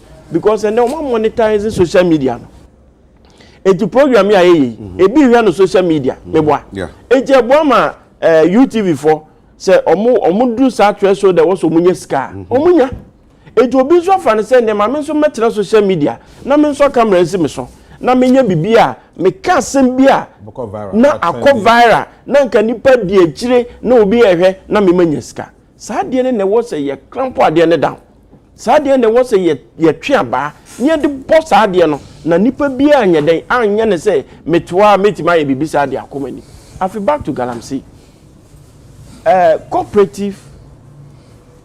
cooperative development ye the responsible mining na abamu eno na meba beka wasem ba ma asa na baba ho no onye ni se do bebia mu politicians no so na mo ka ho bi se onipa no arade kan bibi se ana abupu na kan se ekoba se onipa no ya ade no na sade na oye no tilt towards party A na se party B line na yanya che ne no a na party A4 no e call mo line no mo asore ata o deprechi even though o mu say de onipa ne ye ne say party B so na de ne ko ma o mo a na mo so asore gina ma so party B akwa no say anasa onipa ko ye sa de ne say say wonyi ni say ye bibia e kan bi ama onipa ne so me ye na ye den kra na me party be betra me che me ye jame nti no me ye I'm a hero. Yes.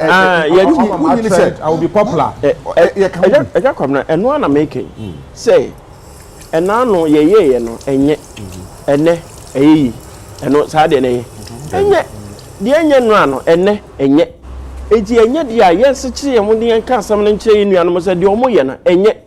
So we be general social media not a man penny for a cuckoo dam a woman. Now what do media platform? Edi o matem aka nsema wan kasa ye kasa fa hunyina so bra woni ebi ni de menua achemkwa nana ekokan ewi ase no wo hwe ni dimina ni poster na enam se bi mo praise no bona baso nti no wo hwe ni dimina wode na ma ase de waye no onu kro wonu ni ho so a hero onu ni ho because said the Abranche Gina social media can say enkosi baby ano. Na adwene ne say enkosi baby a because e bi mbe ebe wewe ma pacha say munya manenka. No, e bi aye worse and nothing happened. The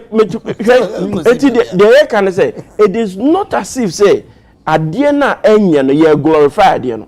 The can say ye wo mra wo man mu. Let's crack the whip. Let's crack let the law work. Ye mamra no enye adwuma. It is any penny idea nya. Minia, nyame no mi na ye betra akasa ade ne ye no. Ene ma ade ne ye papa. Enye Ghana fo nyine uyi video. Obi a wati TV one wo hwe bia no. Ne nsunu gudem. Say dia asem na kwa eken. Dia asem na ekoso yi. Ani sima watwa no ho so wo be pacho. Kwasha me no mi na wo se bisa ne say. Sa ni pai o sese ye de sa ade we che no. Na ni nyina so wo gina so ka se ye mu obi tunkunu no eye den na community mining ya menu e kan na eye community no e no omode ye omonema in the name of the community so ye hu communities a omko so omko ye mining community for no sorry tia say omu hu nipa omo sha mining na chi omo so community mining na so omo community na nkasa no omu nya so mfo da bi omu ni mining nipa no be omu ni ho asem na say ye nkrofo bi e na de community ni din ebabe mine wo but responsible cooperative de yeye and come ampanyi ko lanche a oye na eto na ye fan company say can difference cooperative all this wa galamsey aye ko nyina no ye de security apparatus no na ekko galamsey ene yesi da bi ade bi a wo ko na nipa na wo ye involve no won ka ekko no ho no enye ye kyeremi ade a community ekko so ese o man now person wo ko na won fa community ne nkan wo ye da even and robbery please for any soldiers ni ho an security apparatus but mo se mo my information muni mkrofo mo abetina krom ha omunya adwuma bia so omu live some life of lifestyle bia e kire se wo se hwehwe mu ampa community ne the investigations ani ahwem ne agi san krofo na pi ne hu se we mu na hai enti oman ye tena ase ne hu se e wo se ye cooperative ye ka cooperative a ya yetie nyina ye nipa num ne yetia ye nyina ye galamsey and you say that be galamsey na MY because even technology kura ye de tapo resources no ye nim de esua wo ho ye ni ho akade enti ye ye nka ehun mum ye ka ehun bom wi a ye de asase wei mfa se ha nyina ye be kwai ye de ase nipa num nsa ensuo na da hai forest na wa hai enti ye nipa num yi ye yasade se ye hwese ensuo yi obi enye galamsey ye den ewum yasade se sa forest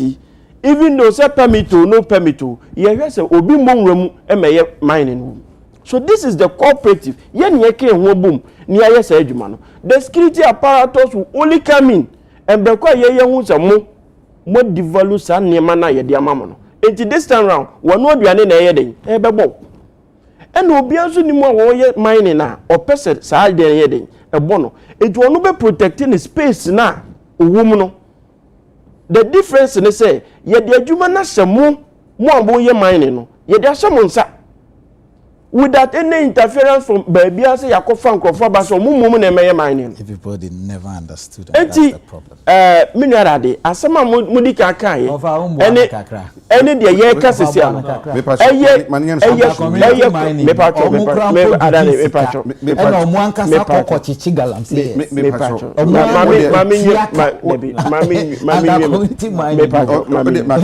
so this is not different. So what we are trying to put across in say, yentimi nko galamsey ko. Embekwa yeyi community, yeyi omo ye adwuma na yeden. Afrim. Yentimi nko sa akono.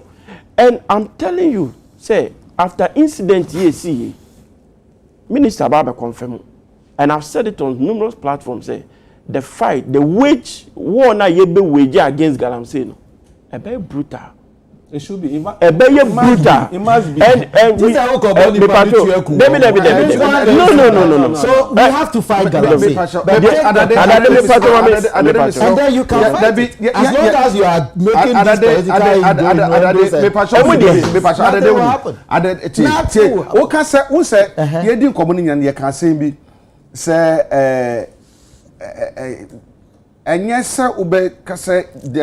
say we are bo nipa nitu na ene ne enu nkwa na ensi da. There were other forms of say okon be fa so be kono na be so ko chire mu ne ehu ne yie. Say me be san so ma be no the man nya so mission. Enu na make ya wo mama no nsi. Yes. Yes, boss. Kasa. Can you say that? Ghana fruit say that. MPP galamsey. It was the best. I am asking you, tell me one thing that should have been done. I don't know, say. I don't know. It is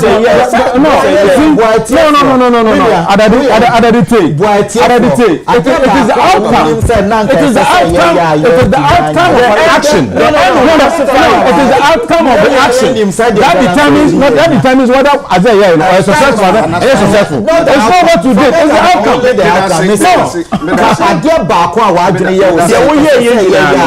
What was the outcome?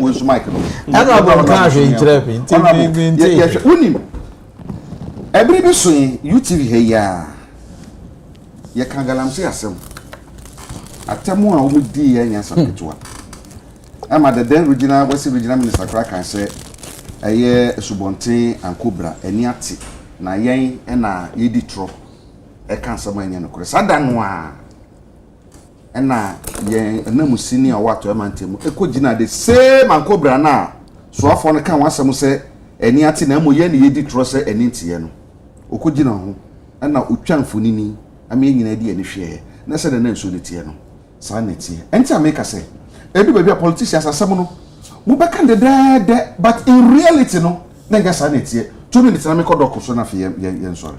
Agya Kwabena, it is the willpower of this government. Of Papa, His Excellency John Dramani Mahama Ewo. Any the appointees away you mama ye. Omo pa omo de kun galamsey no. And some time ago, ye hu driver bia wo this kedwane. Ye hu bia no nam e ka se enso bia ni ate ankobra ni ate. Ye wi ase no ekosi say. We are talking of will. Say opena ye wode e kun galamsey no. We are 7 months in government. You are outlining procedures ni niema ye de kwa kun galamsey. Emu ba ko na meka responsible cooperative mining. Na come kokoda na di no. Yes. Okay. It is too early to say min chere de aye 8 years me say chere de me say chere de mo ye ni friend no I'm telling you say yeah whatever you name whatever that's the unfortunate side of the story. I've told you responsible cooperative mining.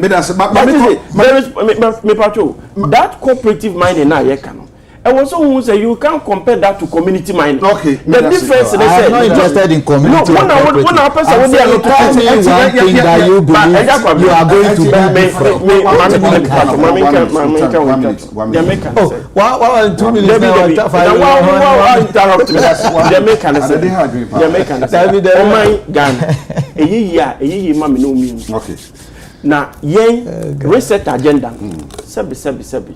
Baby constituency national level galamsey ye reset it onya botre onya kumato no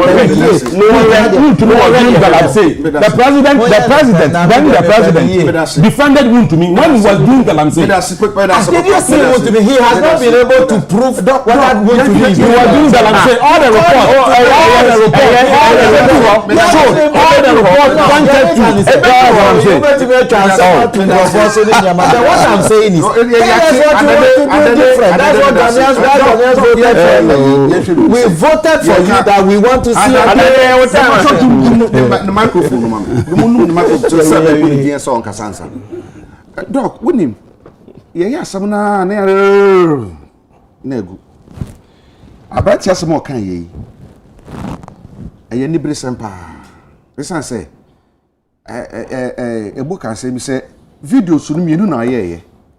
Obi wo hɔ a abufo hye ne mu enti de di kan na ɔyɛ no ɛno nko ha no hu ye de to so mienu no we hu enti de di kan na wo ye no ɛne na de na adwene mu a ɔde nam enti wabɔ po bi hwɛ asɛm bi si nanse a video no na ka bisi mi wo bra sa IGP tax force yi ɛkɔ sɛ wo mo ɛkɔ akɔ ɛkoko galamsey yi wo mo ne community no sorry ba so mo pene mo for machine nko. This is not the first time. See. Ama ekoba edu baby kra no na community no ene otutu abo ti otutu oba mu ama yechi nipa ba mako be ye edan ewo ho. Wo hwe sa asem ya ekoso yi. Ene said ye si kasa wo social media when it comes to galamsey sem the brand e di okan ye ya. Do ka den ye be ye. Isan se bibia na ma keke ko no. Okwapu so baka se gore ye ne baba ho so no na bibia sai yo I won't say your politics ne ye no ampo ne kasa emu se ne ye chieje no aya na for me di ya wo mu because politics as it was formulated for us no nka say the good governance and eba and a good governance also the puntu nkoso and a brain pa. For us in Africa and Ghana in particular, no, we can say, and I've said it on several platforms, say, our political elites have failed us. Not politics has failed us. Our political elites, they have failed us horribly. I don't think my kind of very proud say, politicians, I don't trust them. I don't trust politicians. But it's good to give them the chance. Say, you improve them. I say this from later experience. Yes, sir. Rollins by, you know. No show revolution by. Nipa ye kunwomo. Ni senior nipa ko him pa. Ni madren say, nka ye ka corruption pa dia. Nka by the time Rollins be free mu. Be free aban mu. Ese corruption dey obi a odi hu be wura kan proye mu no ese slow corruption. But Niaku 42 Rollins was based on corruption. Tinipa ye kun bebre no ni ese o adwuma musika ekwa it failed. Kofo baye or so by so be fight the same thing. Zero tolerance for corruption. Exactly. What happened? Kofo Nema Mills ATB AU free was based on corruption. Dream can project. Edna China chese MPP for so a buy. Osha edin TVD 2 aban. The same corruption. Mahama so Osha all the campaign I'm running here is based on project can dream Nana Kufuado binds so a 5 ora. now Usha Agya Kwabena also make a background say asem we are the ram say asem we no me e make for Dubai and I had some hope because o can pay say odnakunwa no ebeto so failure then she say I was hoping say the way he spoke were a man of integrity obi a or see oyo enti me agaram say e failure no I was expecting him to say me and me can I resign. He pretended as if nothing has happened. Galamsey was getting worse during the last part of his it was getting worse and worse. He did nothing. And I said, some position for they are taken for granted. You are sworn. What swear to a people? Ghana for we are not just people kaka. We be cancel. Now, what for the try? Is it because you don't respect us? You don't honor us? Why do you say and promise and pledge and swore to us that Galam said here? Say when you put down Wakunya. Now so and you pretend as if nothing. You said nothing. How can I believe these politicians? Now, Mama is just 7 months. Mean to me, Shanghai can say, Nia Senia Okuja to Kai, Nia Mahama Sobe. I can't within 7 months say, Senia politician form can say, nothing more. No, say, no, so come 18 politics and grown. But, Doc, yes, so I'm not for the community now. You true, I'm saying, no, and then I'm a shaba could be. Now, a branch and so gallon. I'm saying so the woman said then no more, and no crap politics and Biane said then the woman or Sanyako, a side bush baby, and I know Cassa, almost soon with Chien, Mubuchiena, dear, we are member, Mumra. Now, we may carry a business community Nakasa, or I dare cost war honor. Woman neighbor before now, nobody see any over their place, way a scene and say, Mr. Manso. Aha, yet yes, and come Manso back enough yet.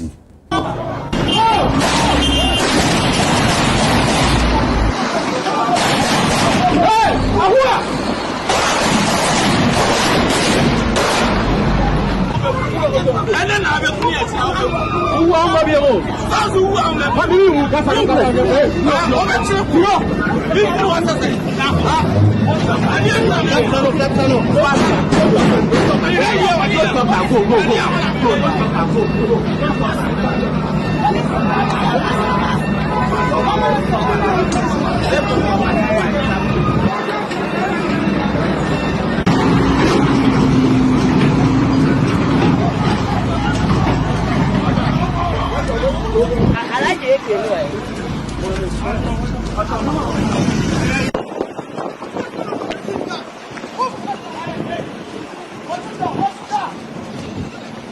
Why would you when you were coming? Protect the landscape! Protect the landscape!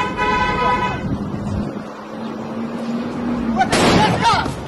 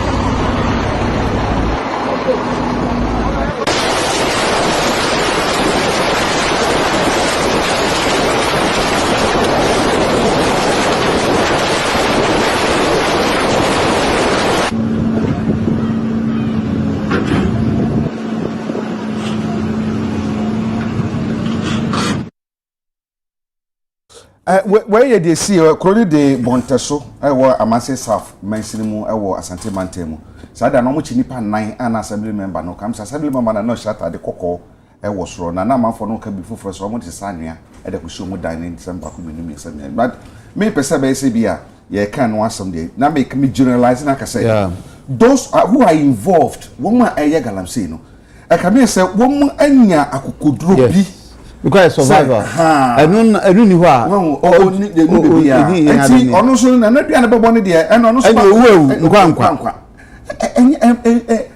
imposu threat national security imposu threat over kada ka say bi o say the illegal galamsey menace no is a national security threat sir enukre etina for me no hu nia aben o ma dwen hu asi ni nia on beso mu ye mintimi twanka say enkosi hwe maybe nia e dwen hu kan na strategies ahodro o ma dwen hu.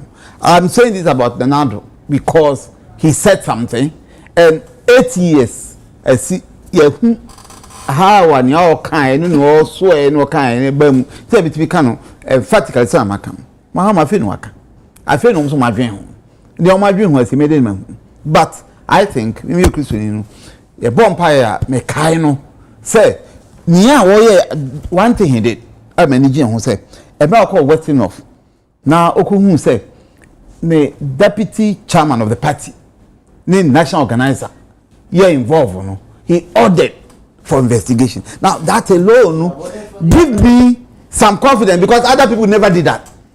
So, Mama Rachel say, well, speeches being politicians knew, but where indication say, Abia, he will do something different.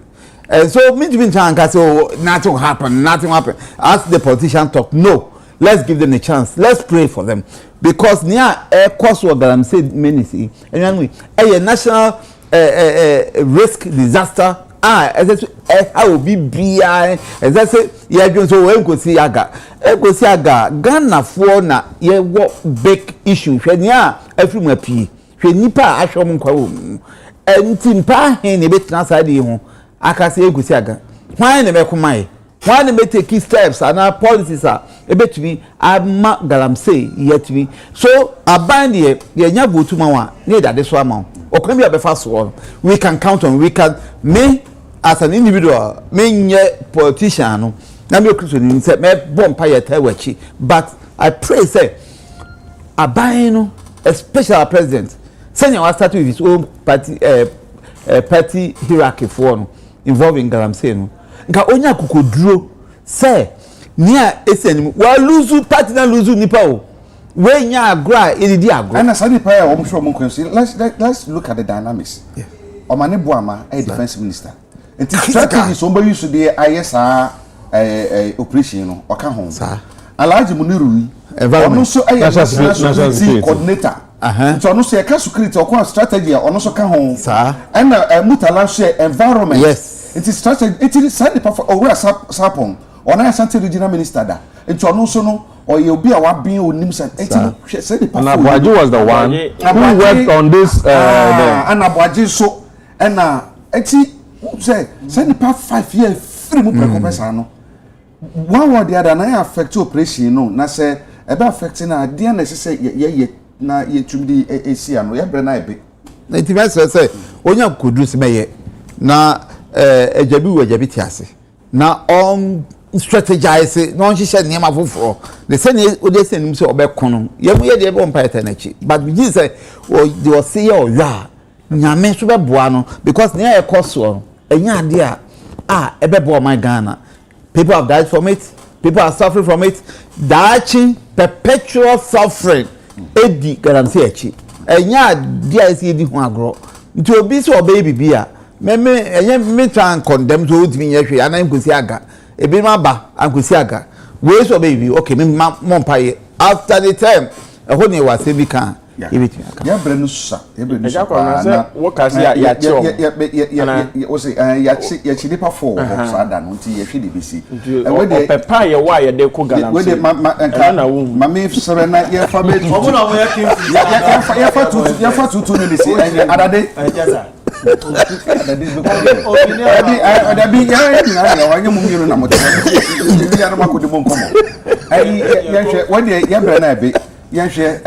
mo party no say fact leadership position no mo start a big form so no and so Dr. Mami Akofa we say no Dr. Bamia de ne youth constituency youth any deputy youth organizers and Akofa de man no and 100,000 Ghana cedis. Okay. and Dr. Duchum so no students are ono wo aban mu no obo a wo mu no wo mu so na ekofa de man no ene wo ma kan de wo ma na ekofa wo ma ai David Kennedy so am say lecturers be omo to omo to us him kofa ma na Dr. Branchampo am so no koto na de o ono so ma na mpanimfo etu anamo ekofa ma na Kwabena maintains I haven't heard of him. I'm not too sure. And I Kennedy Japon. Kennedy the Omo Akofa. I'm not lecturers be me Kaiser lecturers be. I didn't know. Me na make up with dibre. Na me amen kofa. Na winum na kofa. Na winum na kofa mano. We na go to be kase kofu dey. Ono ano share chiri no aye na ndwe say. Oh, ma winum kofu no hu say wuta me wodomo a. Enye no kore. We are say we a strategy. You know, say bia o the Oma youth organizers kofa no nim say youth no and a cra of mine say omo no mo doors no. Nti person chere say I have a force behind me a bet me about say nti force no say enye meba say a force no enye no kore so mu fi omu pem and the kokoye ya oh now say be omo ye be dey hu say omu until me dey say share one let's take out conjecture let's take out conjecture sa ayi e bia enye ono nkwa na meka ama wo ma e ko fa ni nyina wo mo kofa ma ayi aspirants they say ko ba say bia enye wo ma na kofa na mu no obi na church omu bi na church say chale mu nkora mkoye mame ja mu nkora mkoye mame oh na e betu say a wo betumi asoma me say kona kofa bremi ene me menyi ni say boni bia wo de me kasa boni menyi ni say boni bia wo ho na me megidie ni say nipa o kofa no emfa ho kese but we want to show force say oh me na me Dr. Baumia mrantia e wo party no nyina ata abachi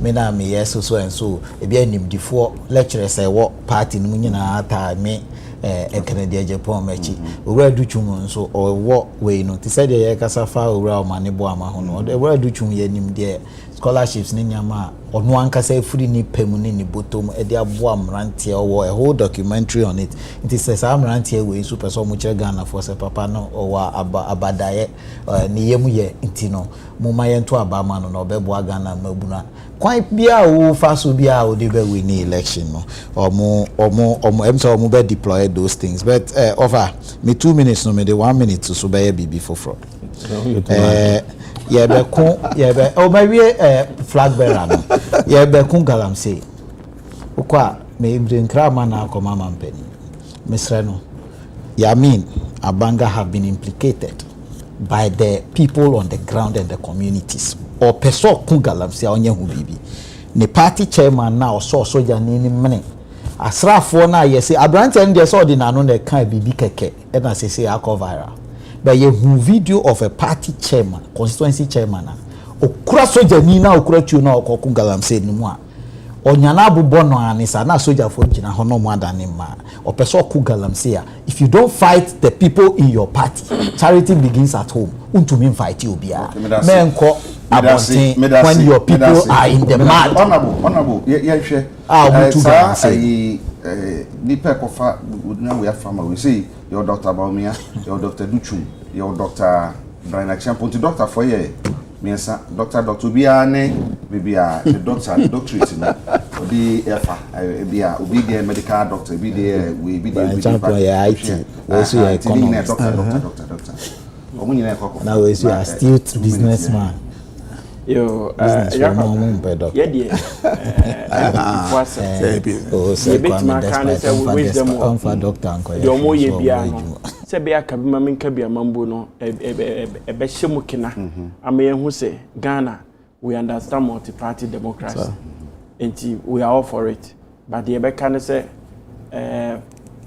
processes omo famu nyina no asumdwie ene ye prese ebeba because omo ntamu dwo a Ghana ye benya yasumdwe dia abu o man say de yebu we'll give them the necessary support about all the security architecture ye the best support to omo no mako de omo kwa akoyi no no aba bedie nim na ye de say de wonim no and this we are solid obi omo de ne beba bia no his excellency adwuma wo yi in fact omo nkrofo na bia sha secret defect by ho ehun say intisam betima ye adwuma sei and I near Mamote a backbench, Yamamote a reserve. And yet, we are very solid, say, a Jumana Mampeni, yes, it is going to keep the MPP in opposition for a very long time. I see. Not less than 32 years. That's right. And see, and more as a bonpo. Ebo. Yeah, and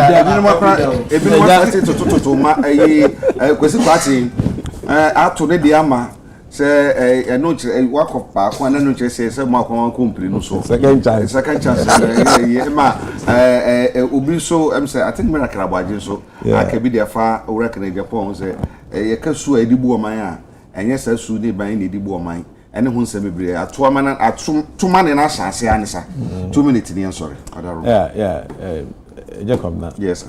See, the MPP has become a lawless party. And I will tell you why it has become a lawless party. Don't allow certain things. No, you see, listen to me. You see, part in the constitution, and one can say rules and regulations was a ban. Youth organizers are not supposed to openly support a candidate. Okay. Who says who? If an executive of the part party of our constitution is equal if an I have the executive of Adadi, let me tell you. Adadi, let me tell you. Portion of the constitution. Adadi, so be a kasaba Odi me party. Respect Ghanaians and keep quiet. I know say mama respect Ghanaians and keep quiet. He cannot do that. He cannot. Ono can be say constitution ni mu no. I'm going to I've been a youth organizer of the party before. Don't worry. For 8 years, I was youth organizer in Cape Coast. Let me tell you, I declared my support for Alan in 2007. Chronicle reported it, front page. I was suspended. That time the party in Juma. Now you're youth organizer of MPP. I was a youth organizer. Let's say, it's a party in Juma. If an executive member of the party, you should be seen to be neutral. Okay. Oh, because Caesar, no, you want me, some Caesar or constituency no. How do you now reconcile? And so that as an executive member of the party, also they neutral. That is not. One kasa was the rules and regulations was that answer. Could the rules and regulations that answer there. Executive member of the party, no, they should remain neutral. So how then those things are conventions? Youth organizers of the party now pick a form. One walk form one national executive officers. No, what one form Salamon. This is a lawless. This is clear case of lawlessness. It's to test party now, has become a lawless party. That is wrong. No, but then it is wrong for you to allow it to happen. It's not fair. That on a what is lawlessness? What is lawlessness? That is not fair. No, one can say Shambra. Because constitution ni oni bi onim kra wo na constitution kra mo party no mu no ebetumi abase enne women organizers nyina e wo parties no mu betumi decide say omo kwakwa forms ama particular candidate ana say womo a ewo ho ni nyina no original constituency organizers betumi aka say yesu nyina e kan ho bum akokwaje ama particular candidate. There's a particular candidate name we near. How then do you reconcile na bisa say that bisa wo for the American say we have conventions. Say bia me say me advocate say national executives ning the person we go straight to me say wo mu nyina ka bom say kwaja amase mesia mra no hihye can Kodia open support the candidate maybe say question tie anya ye can women organizer or na party ni nyina no ekura no na bi say ebetumi aba say women organizers in all the constituencies ebetumi decide say ye koto friend saying forms no am a particular person e wo mo hihye mu sa na enhihye no embra enti e wo mu sa embra nti obi abetumi aye embra mama kan cho this is article 12 enuni me kan amawati so wo mra me kan ni nyina amawati election of a presidential candidate conditions are one man no straight You don't open if an executive member you don't openly support Then another issue. I think the money they are taking from the people is too much. You see, we are talking about corruption in this country. And one of the things about corruption in there, any election is very expensive. If any internal elections, you somebody to lead a party, and you are taking this money from the person, 600,000. Then they have commissions of development. You have to pay money for development, something. Then a capital form is called it. I mean, this is in the corruption. Anti-politics, Nancy. Until the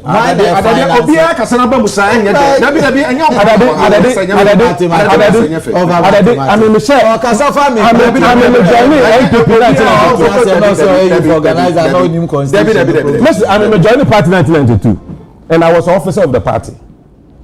And what my time make obi bi ala wa oye MPP ni mapa na onyi asema maka no. So if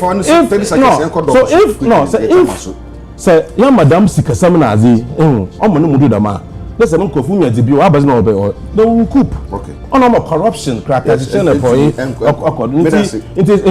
they should reconsider their decisions. Can no matter the one to the one add this to one brand but join when you azi no yefe. Me da say doc we dey everything. Yes, nti eja come say ni ametumi aka ne say on say the MPP party has been seriously been damaged based on the last election. If there's anything the party should do, I think say reconciliation and building the party up is very important. And for what my perform on person presidential, that's okay. But Mr. say, almost say Kasenchi, and I say Ebia Kasebia can damage you. Already the party is damaged. So if you are damaging yourselves, your opponents are just waiting for you. And on the day when you come back to election, they will use the same thing against you. The master say, Omunfa in Kabum, any respect, ma wom now ma serenity, emra sa adiyemu. Whoever emerges as the flag bearer, just say all the others so I bet to me abuano akomuhabo ama pet na akokan. Thank you. That's papa doc that's bebre ene dia odia amame doctor dey need na wie boko na medase pa eti aha na brebe ma enkwan na ye de dwumadi ni besi de otimi ni foso onabo Emmanuel Kwaku Buam ono ye puru east na shebedwani oba edema oba ndc amayoku no dimu na fe Ernest Adade ono so de shefugu achiron politicians mi no to omu nyina shefugu Ernest Adade ka MPP communication team no na so din papa brante we ono achire ono na fe mi benkum so aye bobokman oka movement for change for no ho ebo so aba ebo medas papa na fe Dr. Christopher Ampedu ono oye West African Director of Samaritan Strategy wono so ebaye ebeka ye ho ma ye de hihye so ye da mas papa mo ye fa da mas special eyes this way de be de anie me de beko ai this way and of next for need abeko say omo so ya say ma ena adwumedi ne de production team da say Randy na fe mun kaila obo na macho na Jacob no chichi anoba na Jacob na kwati anti na oti machine je very say macho ayo na Chris ha na popu munyina madam ase papa na no pe na ye sori suyi mekoso aka ye di nyansa anya hobrase ene nukuredie ene chichire asetra abrabo de chichire busu de chichire fie de chichire oman enti anka hu say sade no ye yie a ya ne be yama yo ye se no so a ebe sa ma ye de be do sabre no ye baka say hu yanka na you too late enti me catch on say never ever live a life of regret. Never. Hu yanka ni mba wano da that's you why I don't know what you say ne ibisia akramu nyina. Okay. Over.